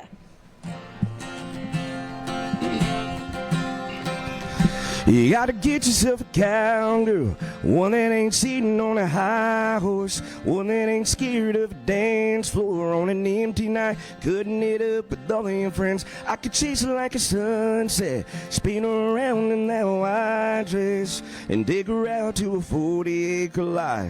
Let her pick her favorite spot, and nothing better than the one that I got. Yeah, 'cause she's a Texas girl raised in Tennessee. Apple don't fall far from the tree. Treats my friends like family, and I'm alright with that. She can take the top off her own beer. Don't need hours staring in the mirror. She can do you in with blue jeans and a baseball cap. I'm talking down on cooking apple pie with your mama, sipping moonshine after midnight. Make you wanna take a back road or real slow and let her drive. I bet you wish you had a cowgirl, one that ain't sitting on a high horse, one that ain't scared of a dance floor on an empty night, cutting it up with all That her is friends. Michael Warren performing for us live this morning over at Acme Feed and Seed. Man, I love that accent. It is strong and it is southern and it sounds good. You can catch him, as you heard him mention, at a couple of the different stages here for CMA Fest. Welcome to town, Michael. Good luck. By the way, we'll have more live performances with other CMA Fest artists coming up live through 9 a.m. Looking good. Very much so. I like it. You know, it's early. He was the first one that we have of the morning. Bringing the energy already. Ready to go. And when Amanda said, "What do you love most about Nashville?" he said, "The music." Yeah. Duh. Music City. It's amazing. So we're going to go a musical for Curious Question. Okay. Okay. All right. We've all heard of the Grand Ole Opry. Well, that's not what it was always called. WSM Radio debuted its own 1 hour barn dance program in what year? This would go on to become the famous Grand Ole Opry. Was it 1920, 1925, 1930, or 1935? I feel like the Grand Ole Opry is coming up on a big anniversary. They are. And I think it might be 100 years. So I'm going to guess 1925. Go with your gut. Always go with your gut. There you go. 1925. See, almost 100 years, the Grand Ole Opry. But yeah, that wasn't always called it, but it was always the same program that's just become iconic. Taking a look here. Rain chances going up for this weekend, but only for Saturday and for Sunday. Many dry hours both of those days, too. Not too muggy, not too hot. Today will be the one hot day of the next 4. Upper 80s are going to be in the forecast for us. Let's talk about tonight. Nissan Stadium, the first of the 4 nights. Everything kicks off right around 7:45. Many acts all the way through. Leonard Skinner taking the stage at 10:50. Yeah, you'll see those Nissan Stadium lights lit up all the way through midnight and maybe even beyond as people start clearing out. Temperature at 82 degrees at 7 o'clock, falling into the upper 60s by 1 a.m. No more rain for the rest of today after around 9 o'clock. Weather Window, presented by the National Weather Desk. A busy Wednesday evening in the D.C. and Baltimore areas. Severe weather swept from Virginia into Maryland and spawned this funnel cloud as seen in Poolesville, Maryland. The storm cell prompted a spate of tornado warnings, swirled up debris, toppled trees, damaged homes, and left some people with injuries. Meanwhile, Kalamazoo, Michigan was among other parts of the country with wet weather on Wednesday. For more content like this, follow the National Weather Desk on Instagram. Steer clear traffic this morning gets us out and about. Let's start here at I-24 Blue Hole Road. This is where we've been following the crash here for the last little bit here on the shoulder of the road. So heads up as you make that drive out there. The fire department is on the scene, even though it looks like they're leaving the scene right now. That outside lane is shut off. It's on this way. Let me turn this way. It's right over there. The crews are working a multi-car crash. At one point, it was on the opposite side of the interstate. Now they've moved it over. Are they picking up the cones? Looks like they are. Okay, good news. So they're picking up the cones, which means the scene may be emptying out a little bit. That is great news if you're making that drive in from Antioch. So we'll continue to watch this. Murfreesboro Pike, Antioch Pike, good ways to steer clear until they pick up all the cones and move out of the way. At 6:52, a Democratic-led effort to enshrine a woman's right to contraception has failed in the U.S. Senate. This measure fell short of the 60 votes needed to pass the upper chamber, earning just 51. Republicans blasted this as a political stunt because even if it had passed, this bill would have struggled in the GOP-controlled House. An airline loses your luggage. It's pretty much happened to all of us by this point, or at least it damages something, right? American Airlines lost or damaged more than 8 bags for every 1,000 checked. This is a new report out this morning showing Southwest Airline also making the list of places that do the most damage. Carrier moved more than 130 million bags last year, losing or damaging almost 6,000. Question is, when they're lost, where do they go? Where are they? They don't just disappear. Still to come on Fox 17 News this morning, a bear walks into a house. It's not the start of a joke, but a real-life scenario for one guy, and he uses quick thinking to scare off the four-legged intruder.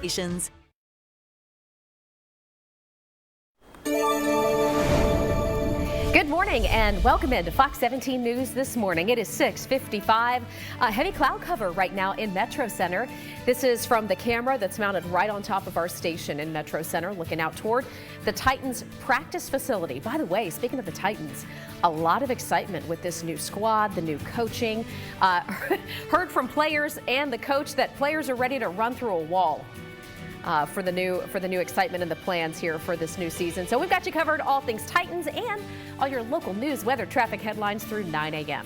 Let's start with this story, though. A bear walks into a kitchen, and this was not part of the plan. We've got a guy, Jason Whiteman, who took video of the moments.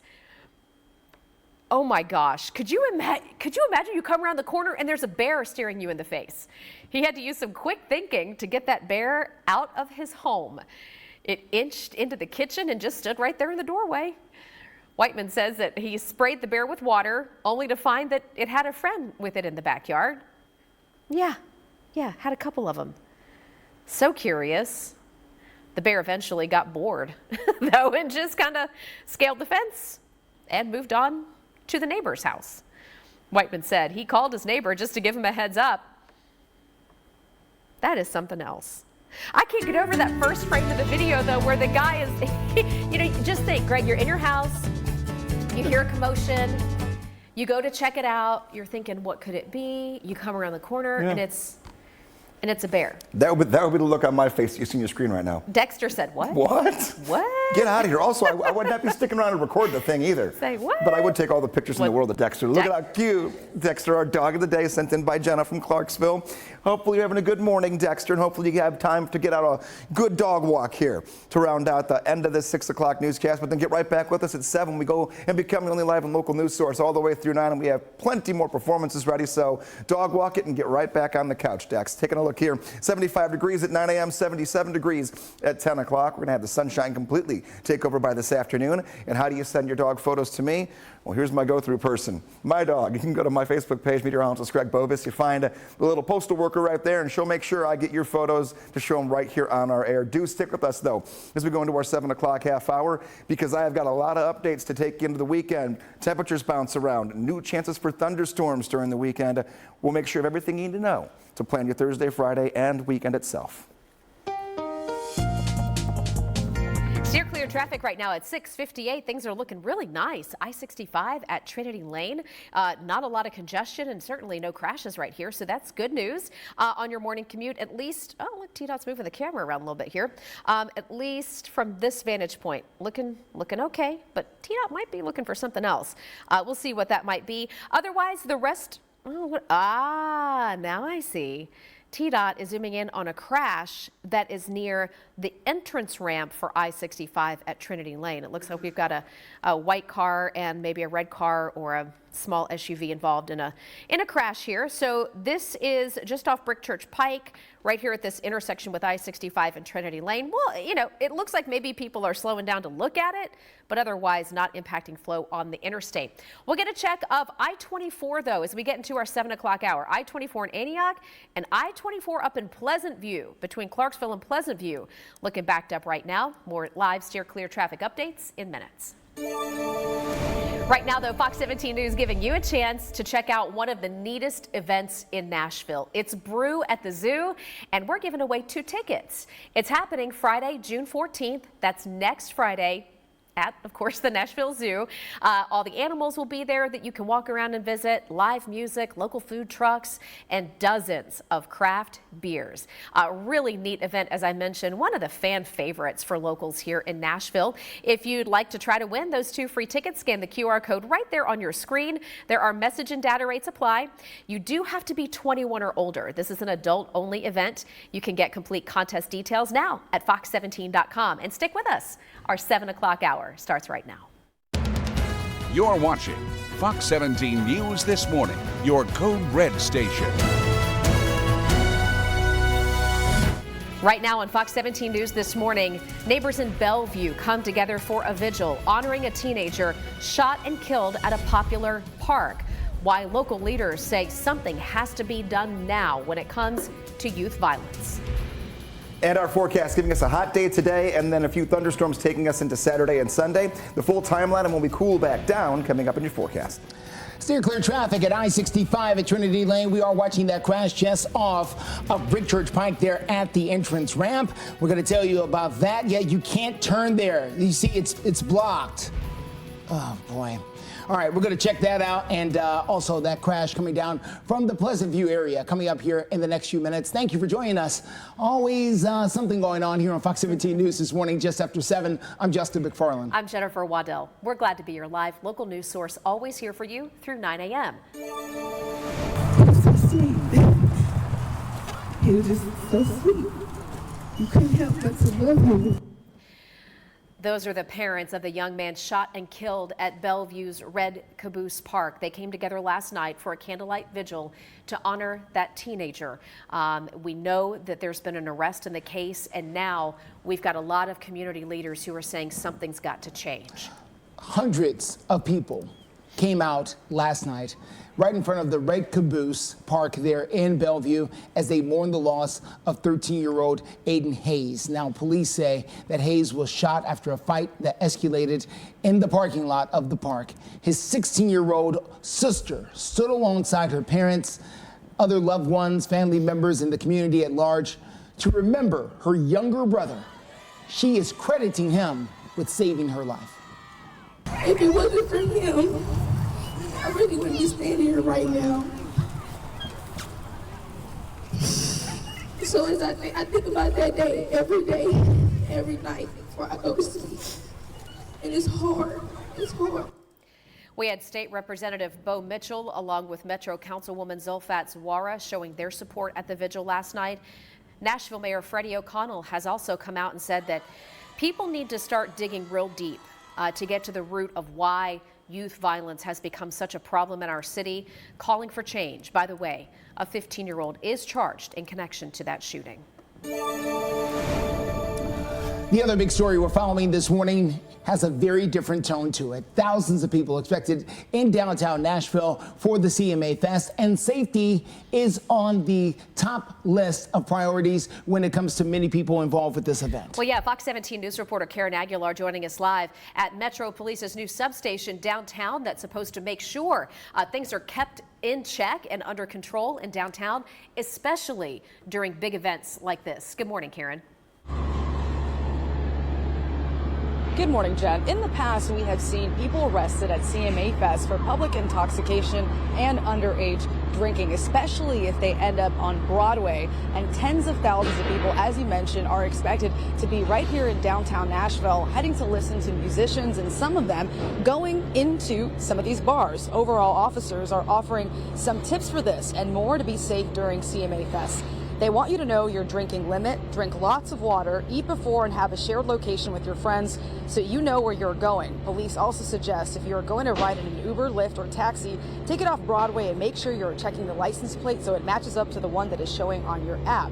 The Nashville Fire Department also tells us that they will have an increased presence in downtown for emergencies. To get more information on updates to the CMA Fest, you can download their CMA Connect app. Reporting live in Broadway, Karen Aguilar, Fox 17 News, your Code Red station.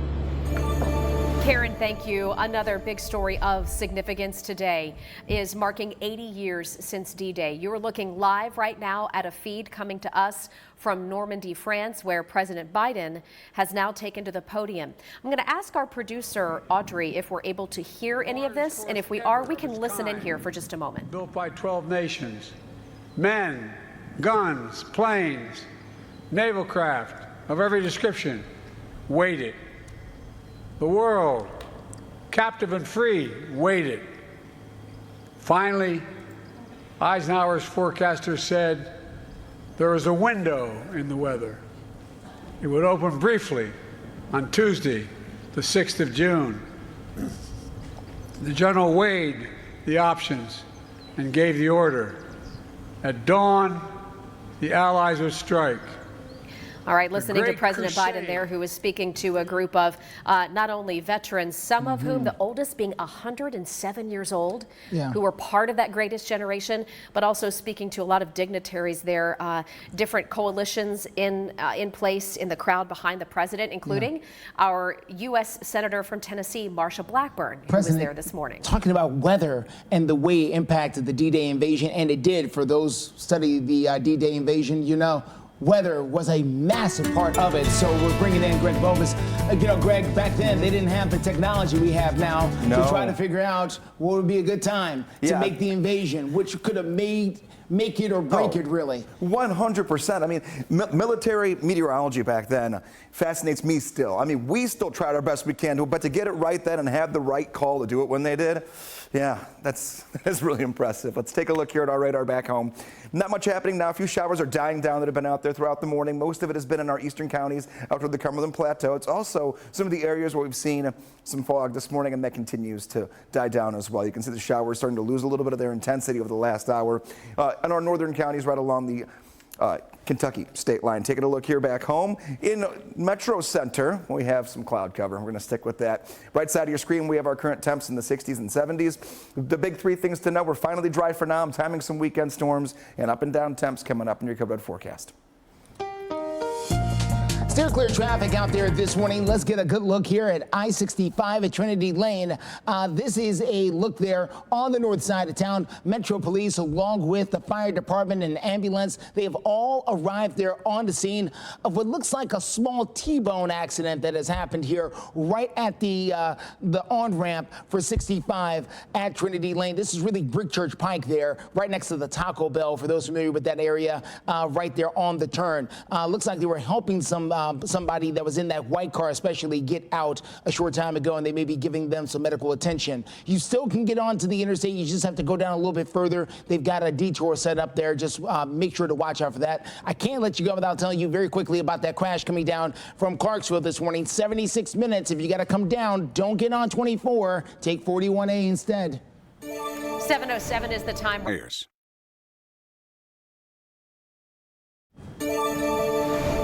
7:10 is the time. It is rare, but two lawmakers from opposite sides of the political aisle right here from within the state of Tennessee sat down to have an extended conversation.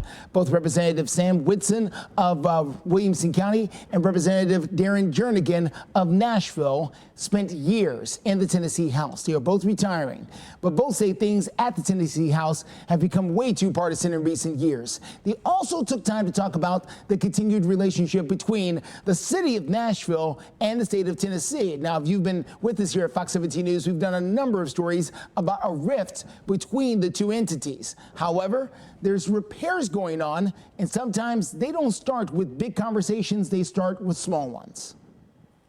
The speaker and the mayor are now talking frequently on the phone. The governor reached out. They have 4 or 5 meetings scheduled for all year long. They had their first one. I said, well, what'd y'all talk about? He goes, nothing. We just got to know each other. And that's, when you know people, it's harder to call them names and say that their motives are this and that, because you know who they are. Now, as I mentioned, both men are retiring, but they do have some advice for people who would take their seats at some point. We're going to have more on that coming up in our 8 o'clock hour. In Operation Crime and Justice, Metro Police are searching for 3 men who they say shot at a security guard. It all happened in a parking garage in downtown Nashville. Now, the 3 men were breaking into cars, according to police. They were caught on security camera right there on Demumbrian Street in the parking garage. This happened early in the morning on May the 20th.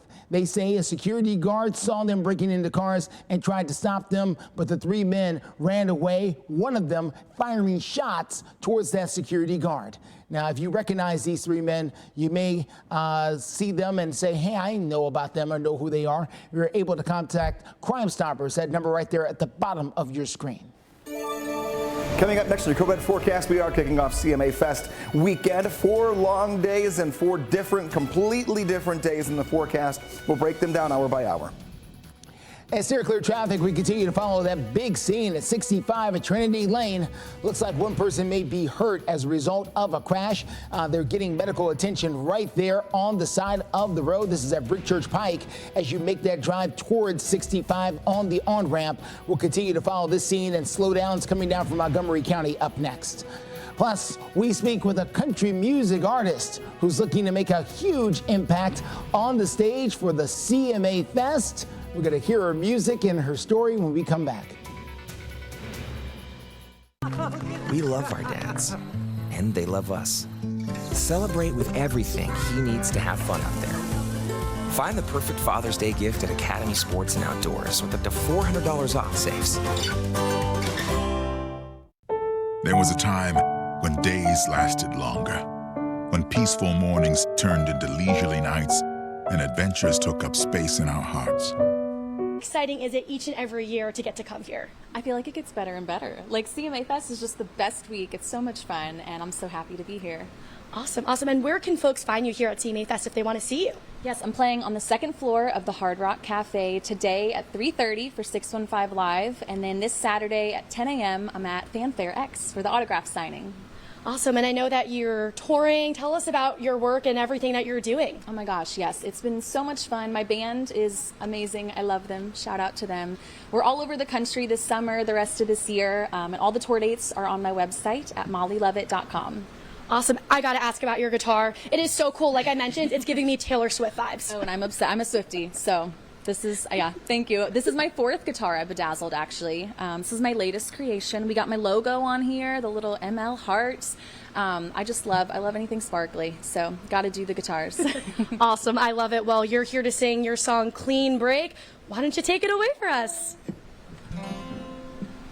You really hurt. Tell Amanda this is her third CMA Fest. You know, listening to Molly makes me think back 2 years ago, probably 8 years ago, when we had Carly Pierce on our morning show. She was, you know, flying under the radar. She had not made it big yet, and now Carly Pierce is like a household name in country music. This is how it starts. They all start, not all of them, but a lot of them do, start on the smaller stages and work their way up to the big main stages later on. So this is part of the journey. Gotta love it. All right, 7:18 right now. Let's send it over to Greg. Talk about the weather, how it might or might not impact CMA Fest. Yeah, it kind of depends which day you're going and what you're going to see. Time of the day is going to be everything here. Rain chances are going up for Saturday and Sunday. Not washing anything out. Still dry hours, but they're going up, so we'll show you that. And also, not too hot starting tomorrow. Today we'll be in the upper 80s. Starting tomorrow, we're back to the lower 80s. Much more manageable. Humidity will go down tomorrow as well. Tonight is the first night at Nissan Stadium. We're talking about the big stages. You don't get much bigger than this. And take a look at the lineup here. Plenty of acts out there. Ashley McBride on the big stage this time around. Thomas Rhett and then Leonard Skinner will be one of the last acts out there. And they don't go on until 10:50. It's going to be a rockin' night. Well, a country rockin' night by the end of it. Taking a look here at the forecast. 82 degrees at 7. 76 degrees at 9, 71 at 11, and 67 degrees at 1 a.m.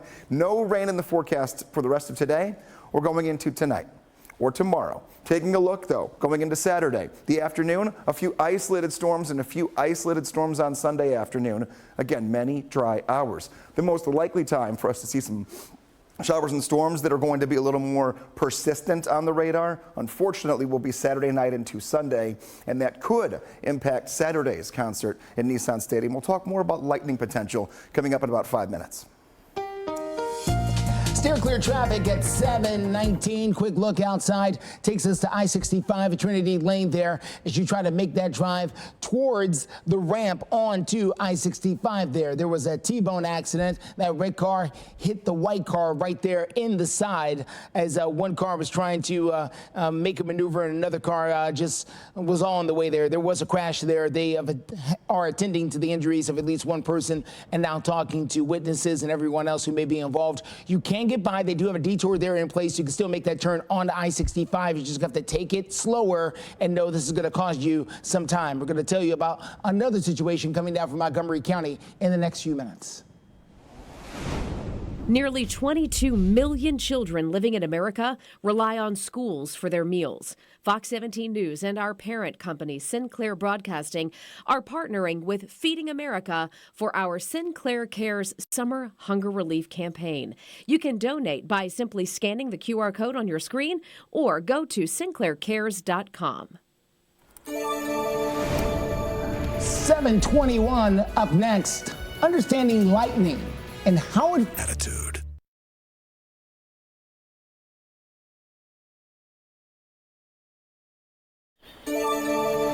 Welcome back to Fox 17 News this morning. Time right now, 7:24. Operation Crime and Justice. Take a look at your screen here. Metro Police are working to identify that man who they say fired shots at a Nashville intersection. A driver who just happened to be passing at the time got hit. It happened around 9 p.m. May 26th near the intersection of Linbar Drive and Wallace Road in Antioch. Now, police believe the victim may have just been caught in the crossfire. Nothing to do with the actual shooting itself.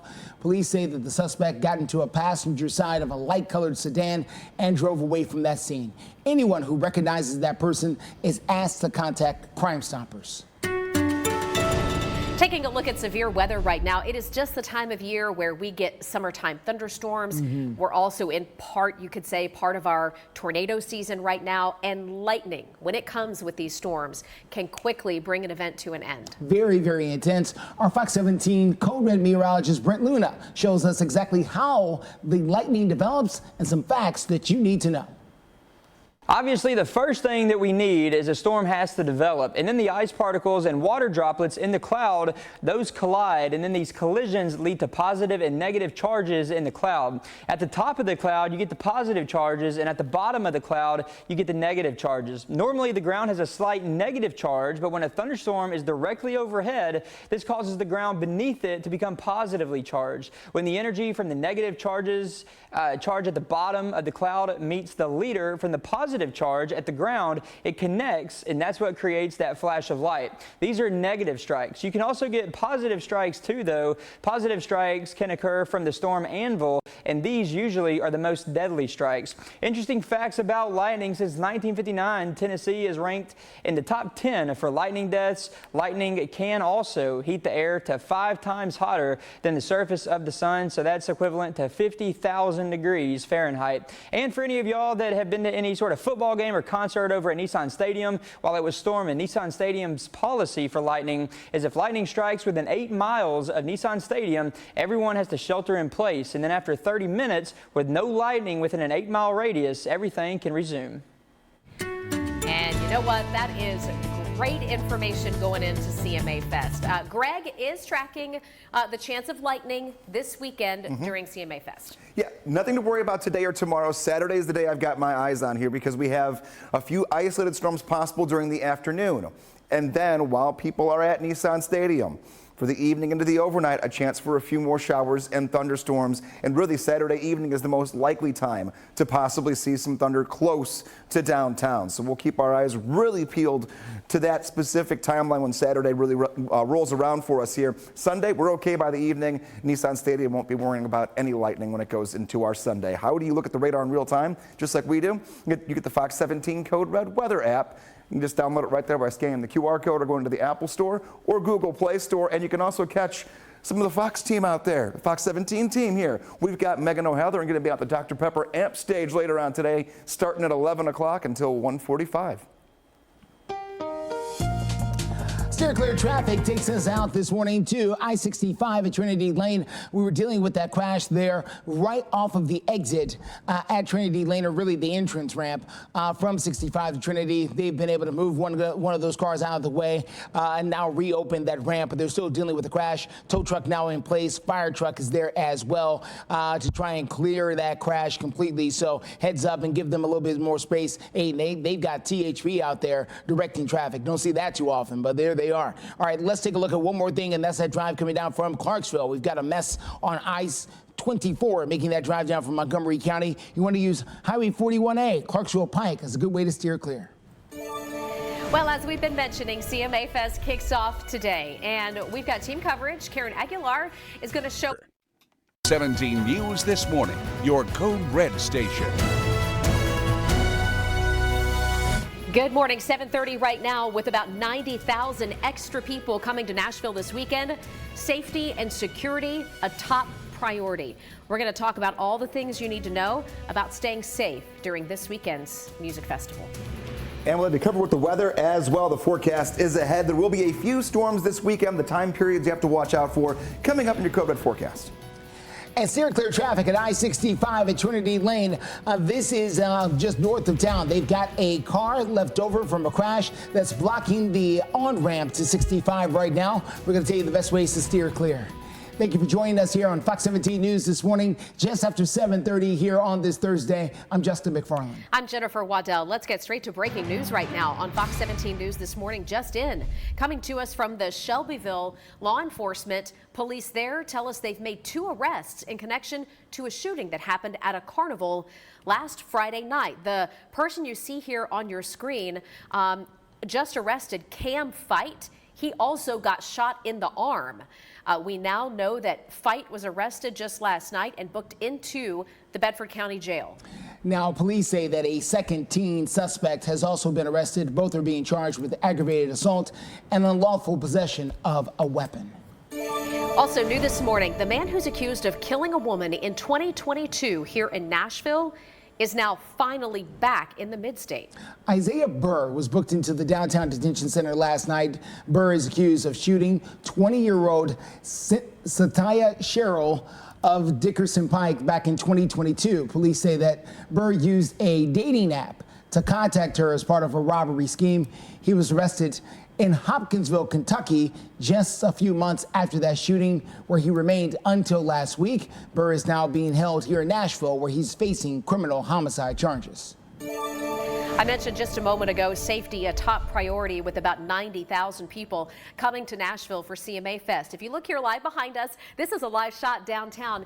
It's not open yet. The gates have not officially opened, but we have lines stretching for blocks right now. And Metro Police, along with other law enforcement groups, working to make sure everybody stays safe. Let's get out to Fox 17 News. Karen Aguilar, who's live at the brand new police substation there in downtown, with a look at the way they're trying to make sure that everyone remains safe and authorities on the scene to do so.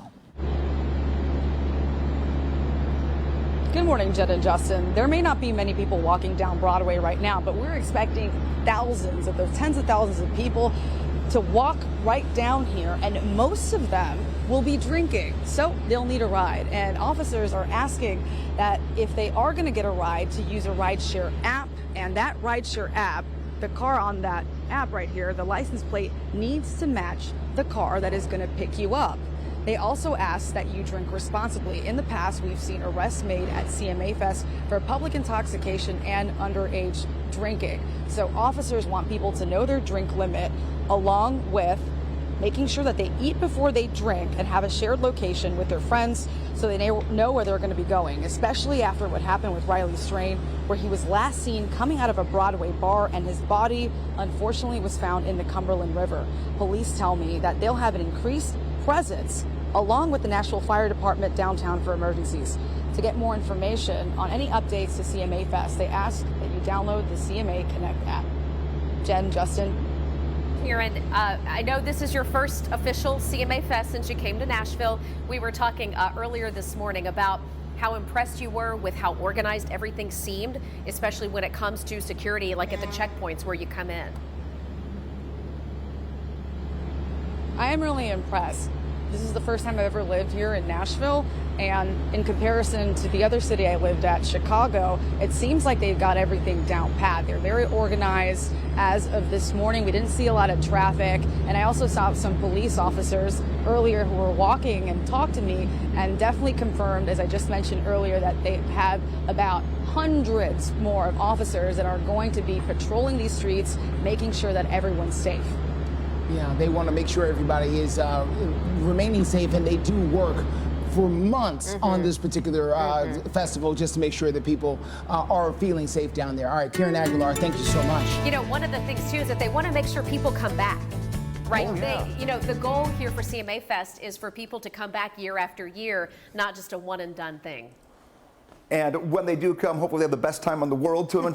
Now, there are going to be a few little roadblocks when it comes to the weather. Don't cancel plans. Don't go, oh gosh, we're raining it all out. We're not doing that. Right now, all that I've got on my radar is out toward the Cumberland Plateau. It's moving away from downtown. Today is going to be perfect. It'll be hot, but it will be dry for every stage we've got outdoors. Perfect all the way through this evening and into tonight. The one area, though, this has not moved all morning. These little showers have been kind of feeding off of each other. This rain will end going into 9, 10 o'clock, and then we're good to go across the board. Taking a look, though, we're still fairly overcast in some areas. That's going to change. We'll have some sunshine and upper 80s later today. Your current temps on the right side of your screen in the 60s and 70s to start your day. All right, everyone, steer clear traffic. Bear with us very quickly as we want to give you the latest happening outside. Let's get to 65 here at Trinity Lane on that north side. As you can see, traffic moving along there pretty well, despite the fact we do have a crash there at 65 near Trinity Lane. As police have been there, they've towed one car out of the way. They were dealing with victims who were hurt there in that crash. But again, they've been able to move most of that out of the way and reopen the on-ramp there at 65 at Trinity. The other thing we've been watching is the crash coming down from Clarksville, and this one has gotten really, really long. This is going to be I-24 there, coming down from Clarksville, from Pleasant View. The crash, we understand, is right at the mile marker 22 there. So that's right in the Pleasant View area, right before it. You want to try to take Highway 41. That's going to be your best bet to steer clear. At 7:37 right now, we have a mid-state church that misused more than $70,000 worth of pandemic relief money. And they just reached a settlement over the case. We'll tell you why one churchgoer is getting a reward for sounding the alarm. This Fox 17 This Morning newscast is sponsored by Pool and Spa Depot. 7:40 is the time. Operation Crime and Justice. The federal prosecutors say that one of Nashville's largest churches has misspent more than $70,000. This is supposed to have been federal pandemic relief money. Yeah, I mean, you think about all of the groups or agencies that are accused of doing the same thing. Oh, yeah. Right, during the pandemic. Well, unfortunately, we have a big local church, Mount Zion Baptist Church, involved, agreeing to pay $70,464 to settle the claims that it misused a Paycheck Protection Program during the pandemic. You know, this was the program that came from the Small Business Administration. Mm-hmm. It was supposed to help pay people during the pandemic. Well, Mount Zion Baptist Church is basically accused of taking that money and using it to pay off mortgages. A former church employee tipped off the feds as a result, and that person is now set to receive more than $10,000 as a reward.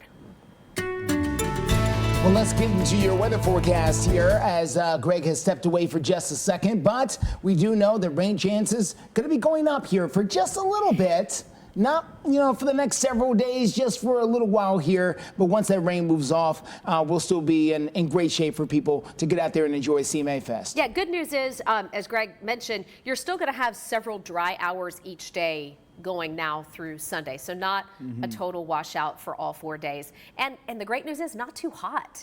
Humidity should be lower, temperatures a little bit lower as well. So all in all, not bad for CMA Fest or, hey, anything that you've got going on, because we know there are plenty of you who care nothing about CMA Fest. You're not going. You don't care about the music. You don't want the traffic. Yeah. So if you've got outdoor events with your kids, or if you're planning to do anything outside, just know things are looking pretty good, off and on rain this weekend.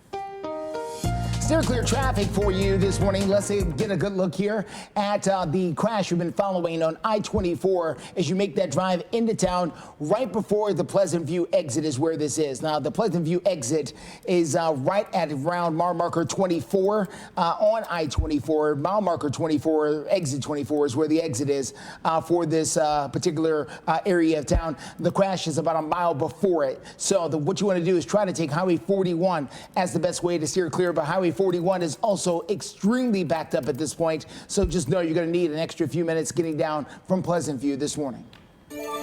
We have continuing coverage on the sudden resignation of a Gallatin councilwoman. We'll hear from Gallatin's mayor and the man who's accused of bullying. 17. Welcome back to Fox 17 News this morning, 7:45 right now. CMA Fest taking over downtown Nashville. All the gates are going to open here in just a couple of hours, and when they do, that will usher in a new year of big concerts on a lot of stages. 51 years this has been going on here in Nashville. Fox 17 News, Amanda Chen, live this morning at Acme Feed and See downtown with the latest chapter in this particular saga. Mark Taylor, who's down there to entertain the masses.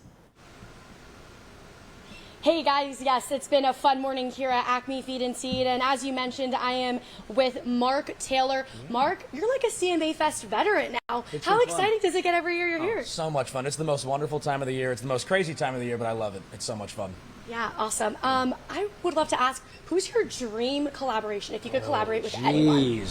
Probably Garth or George or Brooks and Dunn or someone like that. You know, I love that 90s country sound. Yeah, hence the song you're about to sing. There you go. Absolutely. Tell us a little bit about your work and what you're doing, what you're up to. It's a crazy year. We're doing a big old tour this year. I have a brand new whiskey that just came out in Total Wine called Steel String Signature. Go check it out. But it's been a crazy year. We've been all over the place, and just more touring to come. I'm really excited. Awesome. And how can people see you here at CMA Fest this weekend? Yeah, absolutely. I'm playing the second floor of the Hard Rock today at 4 for Brickshore Media 615 Live. It's going to be a great time. Come on out. And then tomorrow at 2 o'clock, I'll be in the Music City Center doing an autograph signing. So it's going to be a great CMA Fest. I'm excited. Awesome, awesome. Well, let's hear your song, Brooks and Dunn. Take it away. Go. But the minute I hear my Maria blasting through that radio, takes me back to when she used to be mine, driving down those red dirt roads. Went from rocking my world to my next broken heart. Now I can't stand to sit in that bar. The second the songs come on, all it takes is one, and I'm Brooks and Dunn. Can't boot scoot to that boogie no more. Yeah, I'll just scoot for that door, 'cause there ain't nothing about her that hits me and doesn't hurt. I thought it couldn't get any worse, till the minute I hear my Maria blasting through that radio. Takes me back to when she... Mark Taylor. I like the play on the words Brooks and Dunn. Now he's Brooks and Dunn. Dunn, D-O-N-E. That's so great. You know, and you think about the 90s country that really, a lot of people would say, put Nashville on the map as Music City. Yeah. You know, you go back a few decades. He called out two of the guys who did it there, you know, Garth Brooks and George Strait, those guys, you know, really bringing it home. So the next generation being inspired by that 90s sound. I so like that's it. really cool. Love to hear Brooks and Dunn. 7:48 right now is the time. Man, you I'm know, all about it. just love Nashville. And yeah, and those 90s songs too, like all of them were a story from beginning to end. And I feel like that's exactly the vibe I got right there. Yeah. You're kind of telling a whole narrative as you go. It's going to be a fun weekend, so we got to know what we're getting into when you get outside, so that you're not caught off guard. Here we go. This morning, nothing really happened in here unless you're in the Cumberland Plateau. I apologize if you're in Livingston, Cookeville, or if you were in Crossville earlier, you had some showers. Those are trying to make their way out of here. They're moving to the right very, very slowly. We'll be done with that by around 9, 10 o'clock. And then we're dry for the rest of today. Our clouds will finally take a hike, and we'll see some sunshine for the afternoon. Now, we just touched on this a few moments ago. This is the cliff notes for the weekend. The rain chances are going up for Saturday and Sunday. Still dry hours, but they're going up for specific times of the day, which we'll look at. Not too hot after today. Today will be pretty warm. We're going to have temperatures in the upper 80s, and by the time everything starts at Nissan Stadium later on this evening at 7:45, temperatures begin to fall.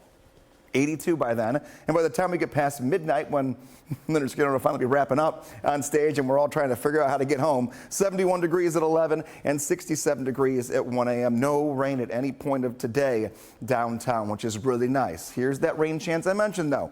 Saturday, a few isolated storms right in the middle of the day, and the same with Sunday. Now, when I say isolated, it means it's not going to rain the entire day. However, overnight, Saturday night into Sunday, that's our best chance to see some lightning. And there will be, again, obviously, a concert Saturday night at Nissan Stadium as well. Lightning protocols, they might be put in effect. So we're going to watch these 2 days very carefully throughout the day for any thunderstorms and any lightning near downtown. Steer clear traffic at 7:50. Let's get out to some serious congestion going on here at I-24 Waldron Road as you make that drive in from Rutherford County this morning. Things are a little bit slow as you make that drive in, so please watch out for that. Overall, though, not that big of a deal as you make that drive in. This is typical for this time of the day coming in from Rutherford County. We are still dealing with that crash on I-24, though. This is going to be right at the Pleasant View exit or right before it. Dealing with a crash today that's got at least one lane shut down and is causing the backup to roll back for several miles there. You can use Highway 41 to try and steer clear, but it too has got lots and lots of issues. Give yourself extra time coming down from Montgomery County.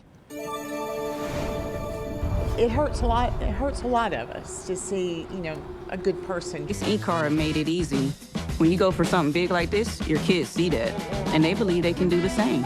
Earn unlimited 1.5% cash back on every purchase with the Chase Ink Business Unlimited card from Chase for Business. Make more of what's yours. I could tell you all the wonderful things that stem cell therapy could do for you, but I'd rather you hear it from our patients. When I came into Kellum Stem Cell Institute, I was having severe pain in my lower back. They anticipated that they could use stem cells to help heal my back. I went from a level 7 or 8 pain now to 1 or 2 in just a little over 8 weeks. Everything from arthritis to autism. Make an appointment today at the Kellum Stem Cell Institute. It might be the call that changes your life.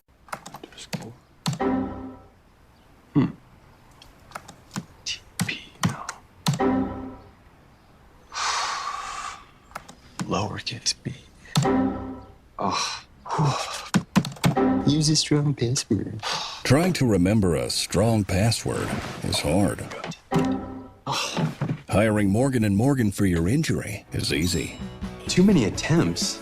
Morgan & Morgan. The choice is easy. Sometimes it takes a different approach to see the difference you can make around you.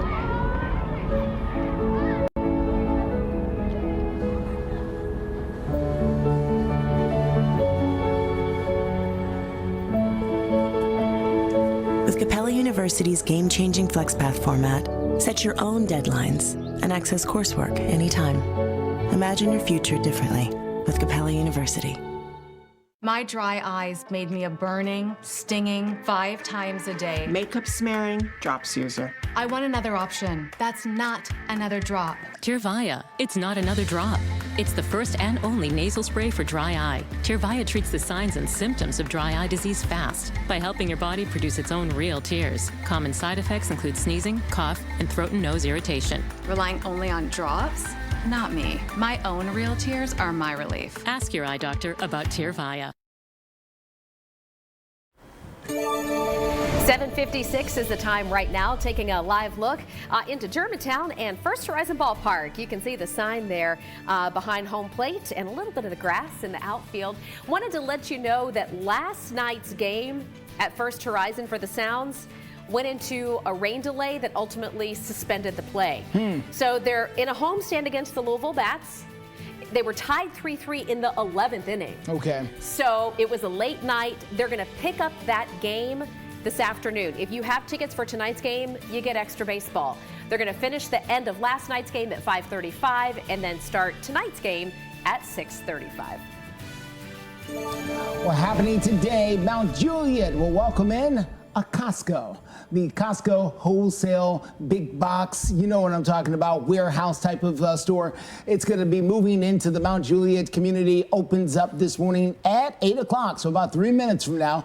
The Costco in Mount Juliet broke ground almost a year ago and will be opening their doors to customers here, located right on the corner of Legacy Point near I-40 at Golden Bear Gateway. I know exactly where that is. You know what's interesting too, right there off that exit in Mount Juliet, they just finished a BJ's, which would be a competitor. But that's further down. So this would be, if it's Golden Bear Gateway, wouldn't that be at 229? Yeah, BJ's is at 226. Providence. Yeah, which is 226 there off of that exit. So this would be 3 miles in front, 3 miles later out, going towards Lebanon and Golden Bear. So much construction.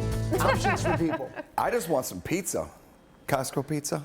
Oh, so good, so good. Taking a look here at our dog of the day. We've got our dog of the day, Dexter, here, sent in by Jenna from Clarksville. Nothing to worry about here when it comes to our dog walking forecast here this morning. And you dog walking through the afternoon will get a little hot. I would do it earlier in the day or closer to sunset. Taking a look here, we've got 72 degrees at 8 a.m., 75 degrees at 9, 77 at 10 o'clock and 81. So we're back in the 80s already. Late morning into early afternoon. The humidity will be there for the first few hours of today, but as the clouds go away, the wind direction will change, and I'll take the humidity with it. You can always submit your dogs of the day by going to Facebook, meteorologist Greg Bobus. You find that pinned post and send your dogs on over, and you can see them right here on our air. Big 4 days ahead of us here. Today and tomorrow are going to be rain-free, but we have added some showers and some thunderstorms into the forecast for your Saturday and for Sunday. It's not a washout, but the latest timeline we're seeing in the Weather Center coming your way as we go into our 8 o'clock half hour.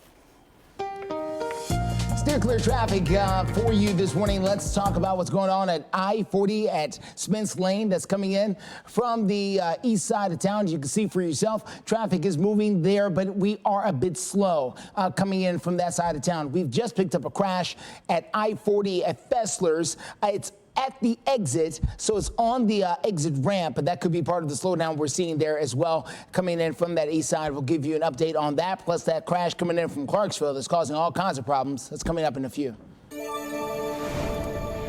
We have a heads up for our friends in Lebanon. You know, we were just talking about construction out that way. So if you are in Lebanon, field workers will be knocking on doors this month to verify census information. The city of Lebanon says this is all part of their partnership with the Greater Nashville Regional Council to help make sure that their census data is accurate. These field workers will be knocking on doors Saturdays and weekday afternoons starting next Tuesday. They will be wearing badges, and they have to carry official documentation so you know who they are. If you have any questions about their identities, you can always call the Lebanon Police Department. And also, this is just a personal note, a reminder for all of you. These workers will not be asking you for money. So if somebody shows, and unfortunately, we see scammers try to duplicate these efforts in order to scam you. So just know if somebody shows up at your door and they're knocking, claiming to be for the census and asking you for money, that should be the first red flag. That's not what they do. All right, they're already fully funded. All right, heads up there and stick with us. Our 8 o'clock hour starts now.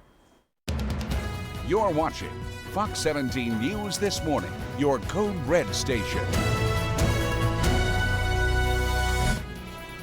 Well, now on Fox 17 News this morning, neighbors in Bellevue holding a vigil for a teenager shot and killed in a local park. We're going to tell you what his sister had to say in just a few moments. And showers die down for today and tomorrow, but new forecast updates to rain for Saturday and Sunday coming your way in a few minutes. Steer clear traffic takes us to I-24, major backup there coming down from Pleasant View. We'll tell you the best ways to deal with this. Yeah, that is quite the commute time, 88 minutes from Clarksville. Thanks so much for joining us for Fox 17 News this morning. Glad to be here for you. I'm Jennifer Waddell. And I am Justin McFarland. Fox 17 News, of course, here with you from 7 until 9. That's your only live and local news source. And we do begin with an emotional evening that took place in Bellevue. That's where residents came together last night to hold a candlelight vigil for a teenager shot and killed in a very popular neighborhood park. And so this morning we have members of this Bellevue community saying that they are pledging to do something about youth violence. We had hundreds of people show up at the Red Caboose Park mourning the loss of 13-year-old Aiden Hayes. Police say Hayes was shot and killed after a fight started in that parking lot. His 16-year-old sister was there last night with the parents and other loved ones to remember her brother. She credits him for saving her life. If it wasn't for him, I really wouldn't be standing here right now. So as I think about that day, every night before I go to sleep. And it's hard. It's hard. State Representative Bo Mitchell, as well as Metro Councilwoman Zulfat Sara, were also there showing their support. A 15-year-old has been charged now in connection with that shooting, as you see them releasing balloons there at that park in Bellevue. It's 8:02 right now. About 90,000 extra people are coming to Nashville this weekend. They're here for CMA Fest, and safety certainly top of mind.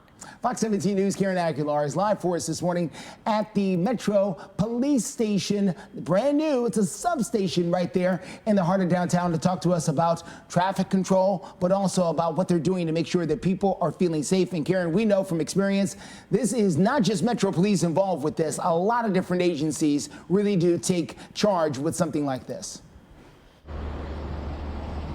That's right. The Nashville Fire Department is also involved in this. Police and both the Nashville Fire Department say that they're going to have an increased presence to make sure that everyone that is coming to CMA Fest here in downtown stays safe. Now, for the people that end up here on Broadway, there is a concern with too much drinking. In the past, we've seen arrests being made of people for public intoxication and underage drinking. And as you mentioned, Jen, tens and thousands of people are expected to be right here going to see some country stars and also potentially going into these bars. Overall, officers are offering some tips for safe drinking and more to be safe during CMA Fest. They want you to know your drinking limit, drink lots of water, eat before, and have a shared location with your friends so you know where you're going. Police also suggest if you are going to ride in an Uber, Lyft, or taxi, take it off Broadway and make sure you are checking the license plate so it matches up to the one that is showing on your app. To get more information on any updates to CMA Fest, they advise that you download the CMA Connect app. Reporting live here in downtown, Karen Aguilar, Fox 17 News, your Code Red station. And we are fairly overcast to start off the day. We had some thunderstorms and some shower activity wrapping up here that was late yesterday into the overnight. And now the only area we've been seeing some rain so far this morning is out toward the Cumberland Plateau, and that has not changed its story here in the last hour and a half or so. But this will eventually die down and move out in the coming hour or two, taking us into the afternoon. We'll even see some sunshine starting to poke out. Now, not a ton of it right now, fairly overcast, but the clouds, hour by hour, they'll begin to decrease here as we go throughout the morning. So the weekend's great. Today and tomorrow, no rain, a little break from it, but we do have some CMA Fest forecast changes here when it comes to Saturday and Sunday. So we'll work through those and the timeline and the possibility of any lightning during the main stage events at Nissan the next 4 nights. We'll just call it all clear. Anything we get is not going to be strong or severe, but we'll be warm and muggy today before that rain does return for the weekend. There we go. Lower Broadway, everything is set. Take a look, 74 degrees. So we've gained 2 degrees in the last hour. We're starting that climb. We'll eventually be in the upper 80s later on this afternoon. We'll talk about dog walking, the pool forecast. We have a curious question for you that is music related. Hey, Dexter. All that's coming your way in a few minutes in the next Check Your Forecast. Still clear traffic for you this morning. Let's get you out and about here to I-40 at Fesser's Lane as you take that drive in from east of downtown Nashville. We are dealing with a disabled vehicle here right at the exit. So this is as you are leaving Nashville, getting off at I-40 at Fesser's Lane right there before you make that turn next to the Harley-Davidson dealership there. And we've got a disabled vehicle. Police are trying to help that car get out of the way along with TDOT. So that is causing a bit of a slowdown there from the east side. All right, let's talk about that crash coming down from Pleasant View. Big crash here at I-24, very close to exit 24, making your drive down east. So leaving Clarksville, going towards Nashville is where this crash is, causing major slowdowns. Let's take you in there a little bit. It's causing slowdowns to the point where Highway 41A or Clarksville Highway, that would be the normal way to steer clear. It too is backed up with all kinds of red there, which represents backup, backup, backup, backup. So please, if you got to come down from Montgomery County this morning, just know 24 and Highway 41 not going to be your friends. Yeah, it might be just a good morning to wait. Call the boss and wait it out. Say I'm going to be a little late. Hey, we have 8:09 is the time. It is rare, but 2 Tennessee lawmakers from opposite sides of the political aisle sat down to have an extended conversation. We're talking about Representative Sam Whitson of the Williamson County area and Representative Darren Jernigan. He is from Hermitage. Now, the 2 men spent years in the Tennessee House. They both say that things in the House have become way too partisan as of late. The 2 men talked about their relationship. We did disagree often on things, and I always have to tell Darren, if I agree with you, we would both be wrong. And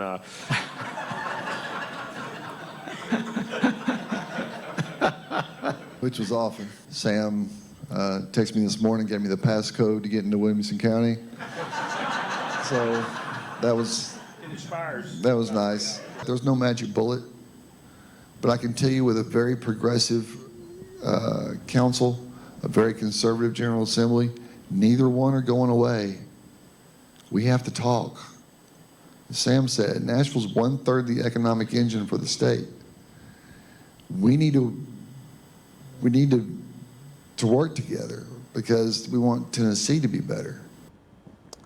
Now, neither man is running for re-election. They are both retiring from the State House. The overall state legislature will return to session coming up in January of next year. In Operation Crime and Justice, Metro Police are now searching for several people responsible for shooting a security guard after police say they caught them breaking into cars in downtown Nashville. This whole thing happened at a parking garage. Police say the suspects were caught on security camera there at the Birmingham Street parking garage. This happened in the early morning on May the 20th. They say a security guard heard them breaking into cars. The three men ran away. One fired a shot towards the security guard as they took off running. If you recognize these men, you see them right there. One more time, you're asked to call Crime Stoppers, that number at the bottom of your screen. And coming up next, we'll look at a nice end to the week here for your Thursday and Friday, but we do have a few more storms before the end of CMA Fest weekend. We'll time those out for you in your forecast. Steer clear traffic telling us about a serious problem there in Pleasant View on I-24. It is right at exit 24. We're going to tell you about the best ways to steer clear and that latest drive time. Not looking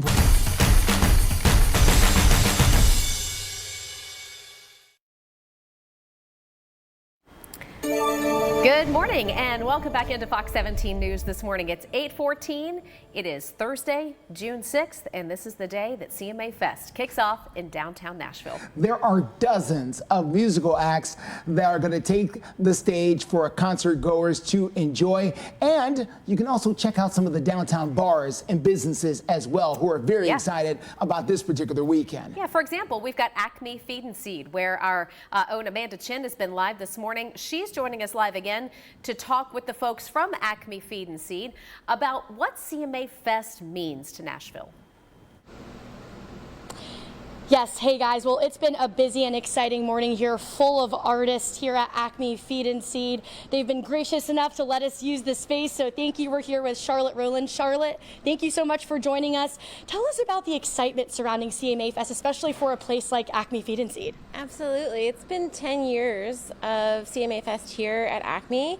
We're celebrating our 10th year this year, and we've partnered with Sony, Nashville Sony, and Wrangler to host amazing artists on our main stage here and on our third floor and our rooftop. Yeah, tell us a little bit more about some of the events people can expect here, especially celebrating your 10th anniversary. Anything special in store? All kinds of artists. You'll have to check out our website and our Instagram, Acme Nashville on IG, to see all the lineup. Lots of surprise experiences, giveaways. We've got a publishers round from Sony here on the first floor, hosted by Wrangler. And then on the third floor, you can see some live performances from some really incredible upcoming artists. And our rooftop is hosting the best show of all, the amazing view that we have, and $5 frosés, which are my favorite.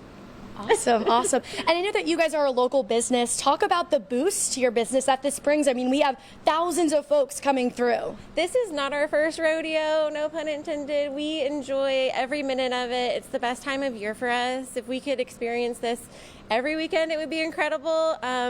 My staff might kill me because it's a little crazy downtown, parking especially, but it's incredible. We see all walks of life, people from all over the country come to experience this, and knowing that they pick us as the best place for locals and they get to kind of experience it as a local would is my favorite part.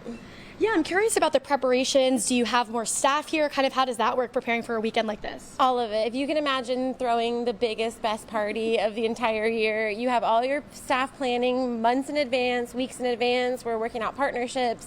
We're trying to bring as many people down here as possible. So all the best food, all the best drinks. It's a labor of love, but it's the best time of the year. Awesome. Well, thank you so much, Charlotte. I appreciate it. And make sure you guys come down here during CMA Fest weekend and all the time to check out Acme Feed and Seed. But for now, reporting live in Nashville, I'm Amanda Chin, Fox 17 News, your Code Red station. Very, very cool. And thank you. First of all, thank you to Acme Feed and Seed for being willing to host us down there for CMA Music Fest and putting us right in the middle of all the action there. It's been fun and really neat because they've got the audio hooked up for us through the stage, and it makes the performances good, looks good. Yeah. So great host for our morning show. And, 100%. And Greg, we have seen the lines stretch for blocks already this morning. I don't think the gates open for about an hour and a half? That sounds about right, and so the lines have been there since the 7 o'clock hour. Yeah. to try to get in for one of the events where you can see Dolly Parton. I mean, what? Get in line now. I mean, Say less, it's right? Dolly. You know what I'm saying? That's all you got to say. And taking a look here, anyone who's in line, or if you're going out there the first couple hours of today, most comfortable hours of the day will be between now and noon for sure. We're going to be hot today, but not too hot for tomorrow, Saturday, and Sunday. Rain chances, they are going up for Saturday and Sunday. Still several dry hours mixed in. We're not washing out either day, but we will have to contend with some showers and storms on and off. And not only can you catch a lot of the acts that are out there, but you can also meet some of the Fox 17 News team. Our own Megan O'Halloran will be at the Dr. Pepper Amp stage this morning, starting at 11 o'clock until 1:45. A whole list of people going to be taking that stage later on today, so you can always feel free to stop by and kind of just, hey, Megan, say what's going on. 75 degrees will be your temperature at 9 a.m., 84 degrees at noon, 88 degrees at 3 p.m., and 85 degrees at 6 o'clock. So very warm the entire afternoon. Let's talk lightning going into Friday, Saturday, and Sunday. Tomorrow will be dry, but Saturday during the afternoon, there could be a pop-up shower or storm. And the evening into the overnight could have a few thunderstorms that track through as well. So that means that Saturday night at Nissan Stadium, we have to watch out for any potential lightning that gets close to downtown. By Sunday evening, though, everything looks good to go. It really is just going to be that Saturday afternoon into the evening time that we watch most carefully for lightning in the forecast. As far as the 7-day goes, we're a little active on and off, but not nearly as much rain as we saw earlier in the week. After today's 88-degree temperature, we go back to the upper 70s and low 80s for the next 6 days. Steer clear traffic at 8:19. Let's take a quick look outside at what we're dealing with at I-40 at Fester's Lane, just east of downtown. You can see traffic is getting by out there, but things are a little bit slow because of a crash involving a dump truck and another car there on the shoulder of the road. So heads up as you make that drive in. It is going to slow you down coming in, no matter where you're coming from, too, from Mount Juliet or from Antioch. This is after the split, so it's going to slow you down either way coming in from the east side. We're still dealing with this crash at I-24, right at exit 24, as you make that drive down from the Pleasant View area and Montgomery County. We can tell you that things are starting to clear up a little bit, so hopefully this time should start to come down over the next few minutes. But the drive is still tight coming through Highway 41A. It's a bit of a mess, so just know you need extra time getting down from Montgomery County this morning. It's 8:20 right now. Somebody just driving through a Nashville intersection gets caught in the crossfire. We're going to tell you who police are looking for in moments. Nearly 22 million children living in America rely on schools for their meals. Fox 17 News and our parent company, Sinclair Broadcasting, are partnering with Feeding America for our Sinclair Cares Summer Hunger Relief Campaign. You can donate by simply scanning the QR code on your screen or go to sinclaircares.com. It's the sale you've been waiting for. The Sprint's 10th sale with up to 75% off retail. That's right, save up to 75% on overstocked, discontinued, one-of-a-kind items in a variety of styles. The intersection of Limbar Drive and Wallace Road. This is in the Antioch area, just off of I-24.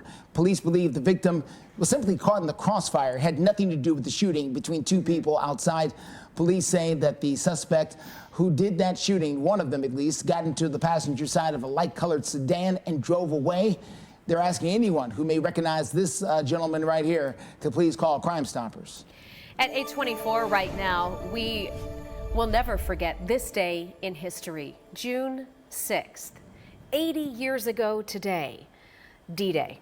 The invasion on the beaches of Normandy. What we're looking at here now is a live shot from the ceremonies that started earlier this morning, and it does look like they are starting to escort people out of the ceremonies here. We have had hundreds of our veterans in place. Many of them we have seen sitting in their wheelchairs. The oldest veteran in attendance today said to be 107 years old. Wow. We saw the president speak earlier. We know that our Tennessee U.S. Senator Marsha Blackburn is there along with a whole delegation. And we'll just keep an eye on this for you and let you know whether anything else develops live through 9. Normandy, France is where they are. Well, let's check in with your weather forecast right now. Let's get to Greg Nova standing by. Let's get things moving. As far as weather goes, nothing to slow you down here this morning. We do have some cloud cover still. We had some fog early in the morning, and now that's kind of lifting for us. Still working through a few showers in our eastern counties, but those have been slowly making their way more and more toward the edge of the viewing area. We're good in Nashville. We're going to see plenty of sunshine later on this afternoon, and once these showers do make their way out, folks, if you're seeing a little rain right now, you'll have sunshine for the afternoon as well. Then when we do have some storms that do track in for the weekend, how do you keep track of them yourself? The Fox 17 Code Red Weather app, you can scan that QR code right there on your screen, or you can go to the App Store, Google Play Store. You can also feel free to follow any of us on social media. If you have any questions leading into the weekend, or if you have any weather questions, feel free as well. Coming up in our 8:30 half hour, we will detail big ups and downs in temperature for your weekend, and also the most opportune chances to get out and avoid weekend rain on Saturday and Sunday. Steer clear traffic out there for you this morning. Let's get a good look here at what we're dealing with at I-40 at Fester's Lane. There on the east side of downtown. As you can see, traffic there doing pretty well, despite the fact we had an earlier crash that really had things tied up. As a matter of fact, the crash is still there. T-Dot is just zoomed out. But if you look right there at the center north of your screen, you can see some of the flashing lights sitting there on the shoulder. A dump truck involved with a crash with another car. So that's going to slow things up just a little bit. Things are getting better coming down from Pleasant View. 80 minutes right now on that drive because of a crash very close to the Pleasant View exit. Hey, Fox 17 News giving you a chance to get 2 tickets for Brew at the Zoo. This is really a local fan favorite event in Nashville. It's happening again this summer, June 14th at the Nashville Zoo. You can go walk through the zoo, see all the animals. They've got live music, local food trucks, and dozens of craft beers.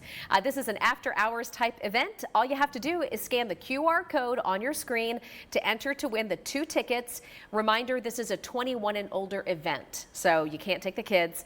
Message and data rates may apply in the contest. If you want complete details, head to fox17.com. Well, coming up, CMA Fest is happening here in Nashville starting today. Our own Karen Aguilar is live downtown to tell us exactly how the city is preparing. You're watching Fox 17 News This Morning, your Code Red station. Good morning and welcome into Fox 17 News This Morning, where we are keeping you updated on all things CMA Fest, whether it's the crowds, the road closures, the safety concerns. We'll have a live report here in just a couple minutes.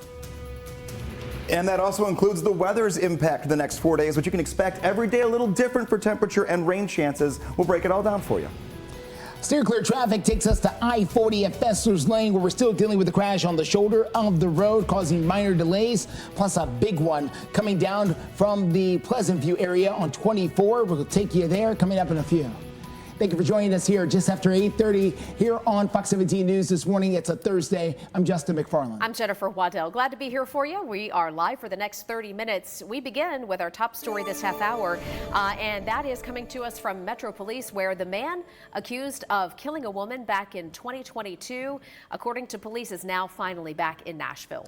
Isaiah Burr was booked into the downtown detention center just last night. Burr is accused of shooting a 20-year-old named Cheyenne Sherrill. She was shot in the head on Dickerson Pike back in March of 2022. Police believe that Burr used a dating app to contact her as part of a robbery scheme. He was arrested in Hopkinsville, Kentucky.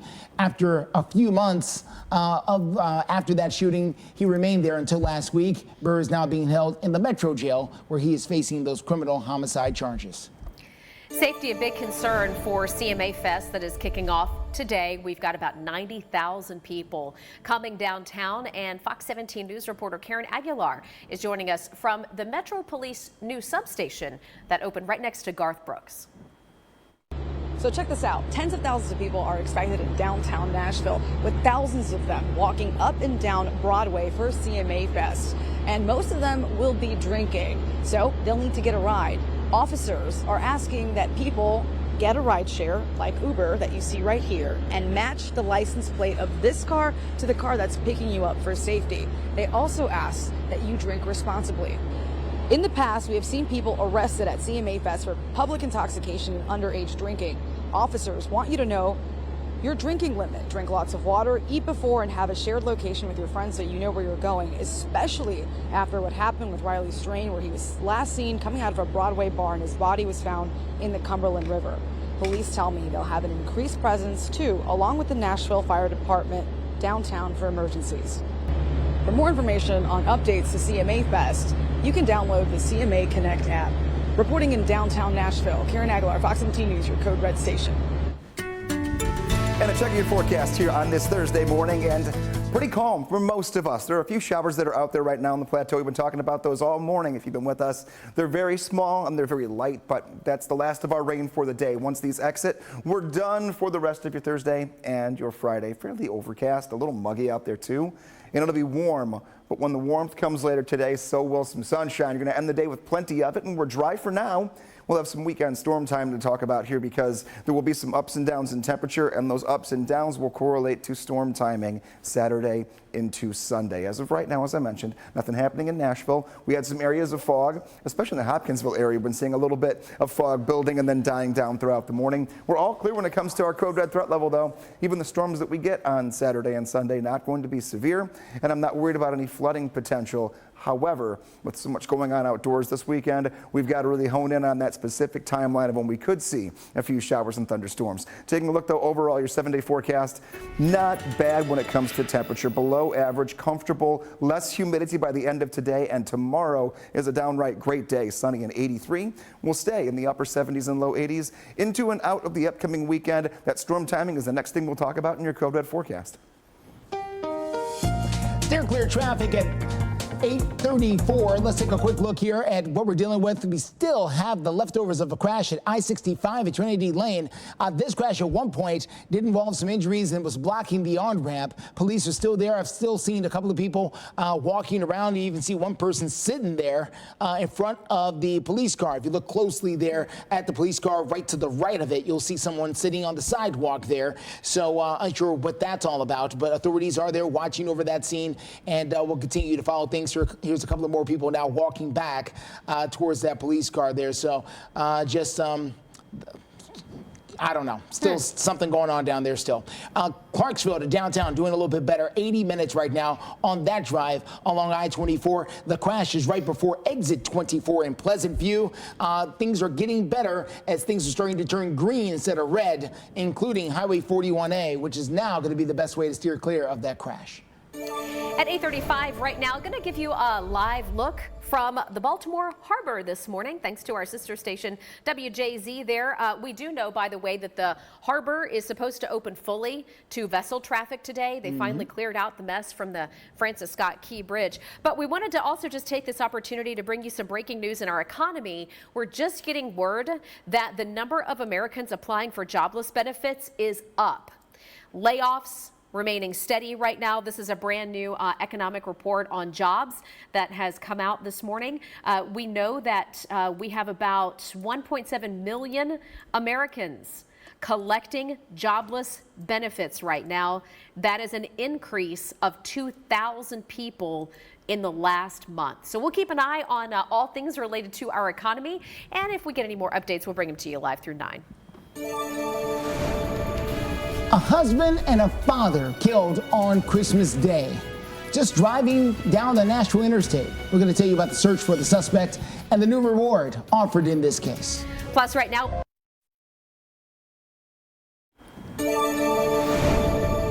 8:39 is the time. Welcome back to Fox 17 News this morning. Metro Police have announced a reward increase for information that is leading them to the arrest after a deadly 2022 Christmas Day shooting and it is now being increased to $23,000 for any reward for information about this. This was a road rage murder that happened near Nissan Stadium on I-24. 37-year-old Christopher Spanhorst, who is from Robertson County, was shot and killed in his pickup truck that day, Christmas Day. And as of right now, there are still no arrests. Police believe Mr. Spanhorst's shooter continued traveling westbound on I-24 after Mr. Spanhorst's truck crashed into the median wall. Investigators do say they've had a lot of tips, and several detectives are still working this case, but nothing yet has helped officially identify the shooter. What you're looking at on your screen are still images from a lot of the TDOT cameras that show the car in question, circled in red there. Again, a $23,000 reward now being offered if you have any information that could help solve this case. Please call Crime Stoppers. 8:41, and a look at your forecast. Right side of your screen, we're in the 60s and 70s right now, but a quick warm up and a quick return to sunshine this afternoon. What's lunchtime looking like? It'll actually look much different than right now. The clouds will begin to decrease. 81 degrees at 11, 84 degrees at noon, 86 degrees by 1 p.m. and we keep climbing. We could hit 90 degrees or be within a degree shy of it right around 3 o'clock this afternoon. So just keep that in mind. Wash or wait when it comes to getting out there and trying to get the car looking good. I would say today's good, tomorrow is good. Saturday, we're going to have a few isolated thunderstorms during the afternoon, but overnight Saturday into Sunday is our best chance for some more widespread thunderstorm activity. I would say if you don't do it today or tomorrow, wait until we get into Monday of next week. We'll dry out much more nicely. Maybe you do a little outside work, whether it's gardening, washing the car, and you want to go light up the grill later on tonight. Really good evening for it. Just note, I mentioned it'll be near 90 right around 3 o'clock. Temperatures are going to hang tight in the upper 80s all the way until 7 p.m. 8:42, want to get a quick check with Steer Clear traffic at I-65 at Trinity Lane. This is just north of downtown. We're dealing with a new situation. This is going to be leaving downtown. We've got TDOT there with another car that you can't see that's right in front of it. It's a disabled vehicle. They're trying to help them get moved out of the way. Not going to cause big delays, just something to be aware of. Again, leaving downtown Nashville going north there. We're also dealing with the leftovers of a crash at I-40 at Fester's Lane, just east of downtown. You can get around this, but there is a crash up there on the shoulders, slowing things down just a little bit. You can use Lebanon Pike or Elm Hill Pike to steer clear. At 8:42, still to come on Fox 17 News this morning, we're getting more feedback after a Gallatin City Councilwoman abruptly resigns during a meeting. We're going to hear from the council member who she is accusing of bullying, plus we'll hear from the mayor in moments. Also coming up, we're going to speak with... Good morning and welcome back into Fox 17 News this morning. It's 8:45. CMA Fest officially kicks off today. Gates open in about an hour or so with musical acts spanning 9 stages over the course of 4 days. It's going to be a lot, but there is going to be a lot for people to enjoy as well. Fox 17 News, Amanda Chen, live this morning inside of Acme Feed and Seed with another country music artist. Who do you have for us this time, Amanda? Hey guys, well, it's been a great morning here at Acme Feed and Seed with a bunch of different artists, and I am joined right now with Cindy Thompson. Cindy, thank you so much for joining us. Thank you for having me. Yeah, this is amazing. Yeah, and I know that you've been in and out of the industry. You're making a comeback now. How exciting is it to be here at CMA Fest? It's so exciting. I love CMA Fest because it kind of just connects you with the fan, face to face. You get to talk, you get to share. And it's just that camaraderie that matters to country music. And so I've missed it, but I'm back and I'm ready to meet the fans. And I know that you were telling me, you know, you released your debut album 20 years ago. Yes. How does it feel any different coming back here? It does feel a little bit different. I've been gone for a while and I've had a family and I have a jewelry line, Hey Belco. And now I'm on my 3rd single and it feels really good to be back. So I'm just excited to share it with you guys today.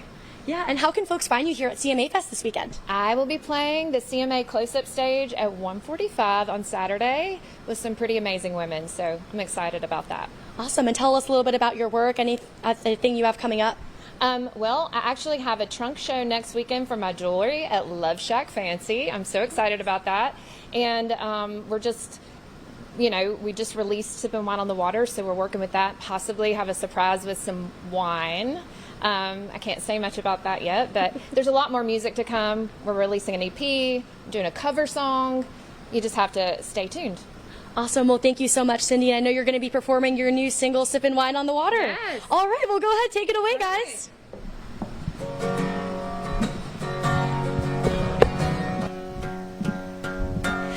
I know a place you can't find on a map. You gotta know somebody who knows somebody who can put you on the right path. There'll be lanterns swinging from the trees and music floating on the breeze. Come on if you want it. We're sipping wine on the water. Follow the lights, follow the sounds. Go till the river slows down where your troubles hit the bottom. Leave your worries if you got 'em. Sipping wine on the water.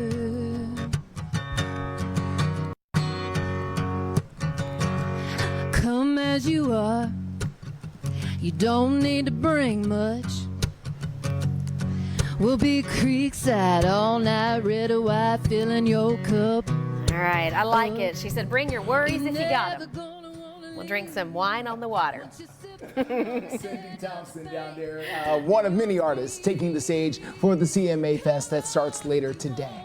I'm excited because this time tomorrow morning, I'm going to head down to CMA Fest. And Jill Jelnick, our sports director, is going to join me. She and I are going to be hosting music from the Dr. Pepper Amp stage. There you go. Tomorrow morning. Looking forward to it. More music. Good times in Nashville. And I'll tell you, Jen, that's the best day of the next 4. Really? It'll be 80 and sunny and low humidity. Okay, but question, Greg. Can I wear my boots tomorrow morning and not sweat to death? Those boots are made for walking, and that's what you'll do, and they will not make you sweat all over you. There you go. Okay, good. Yes, you'll be totally fine with all of that. And this is really a good day today, too. The only difference between today and tomorrow is the cloud cover this morning and the problem that we are going to have when it comes to heat right in the middle of the day. From about 2 p.m. to 4 p.m., we're going to have temperatures that are going to be in the upper 80s. So that'll be very noticeable here very quickly. Right now, it's not that bad. Rain chances have gone up, though, for Saturday and Sunday, and those days will not be as hot.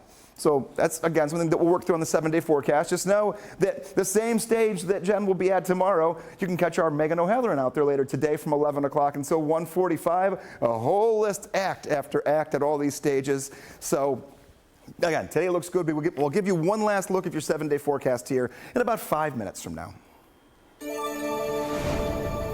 It hurts a lot. It hurts a lot of us to see, a good person treated so poorly. It's sad and not who our community is. No, you can't accuse people like she did without consequences.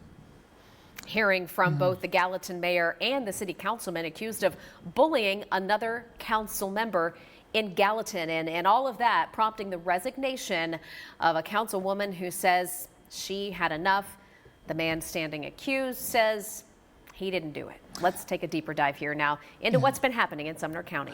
Eileen George is claiming that another council member, Pascal Jovians, and his supporters bullied her with nasty comments, social media claims, texts, and calls.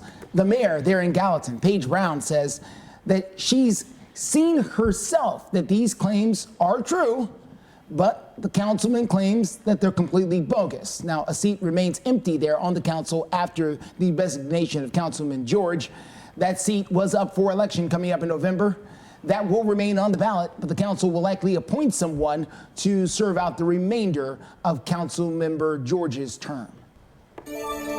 Right now at 8:51, we're taking a look at road closures this week impacting downtown Nashville. For a second there, when I looked, I thought that cart with the boxes was rolling on its own. But no, there's somebody there is someone guiding on the it other side of it. Sorry, that just kind of tickled me for a second, but we're starting to see a lot more activity there in the heart of downtown. Cart? Yeah, No. I know. No, Or I thought maybe it's robotic. No, a lot more going on though. We'll keep an eye on those road closures and more for you. Steer clear.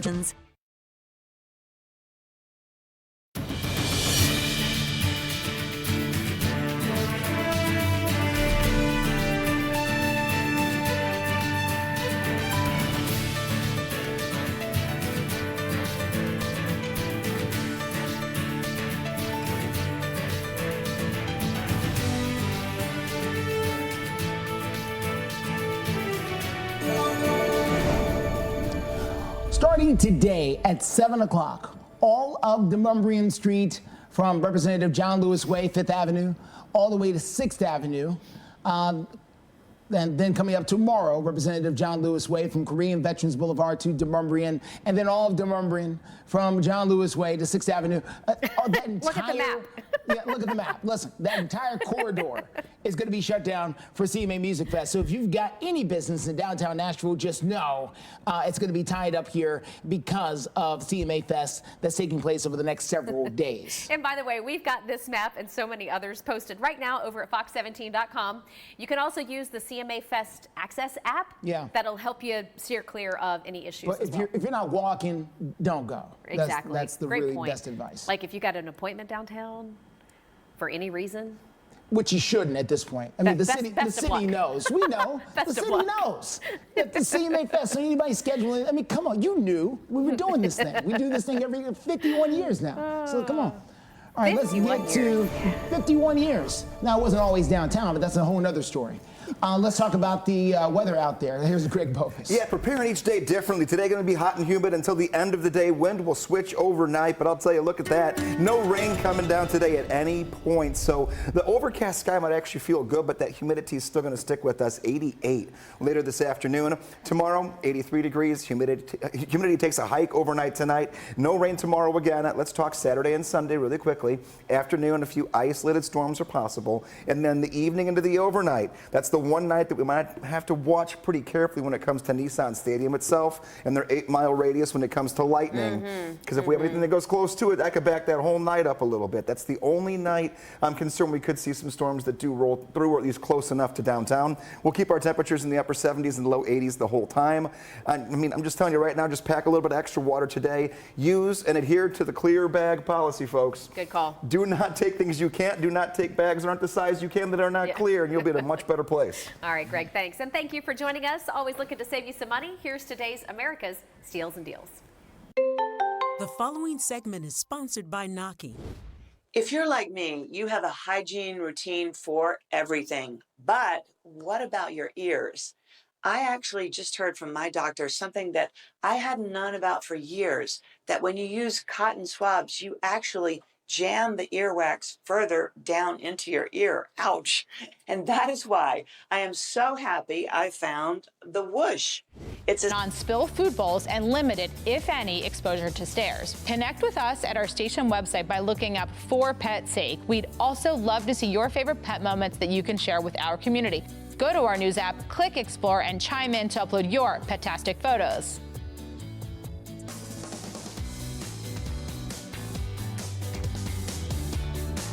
You're watching Fox 17 WZTV Nashville. The following program is sponsored by CBN. Coming up, America's top dog. Police Sergeant Mark Tappan brings along his partner, a dog named Mattis, and the third man running for the White House. I truly believe that you can unite America. RFK Jr. is disrupting the presidential race. I can give you back your country. What's behind his rise in the polls? They feel like Kennedy gives voice to that perspective. Today on the 700 Club.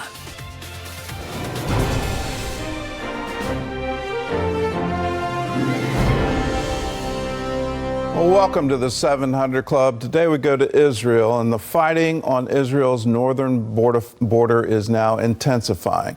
There are an average of 10 terrorist attacks a day. Yesterday, a Hezbollah drone injured 11 people and killed one IDF soldier in the Galilee. Well, most Israeli citizens have evacuated communities near Israel's border with Lebanon. CBN News contributor Chuck Holton reports from the front lines of the impact of these assaults.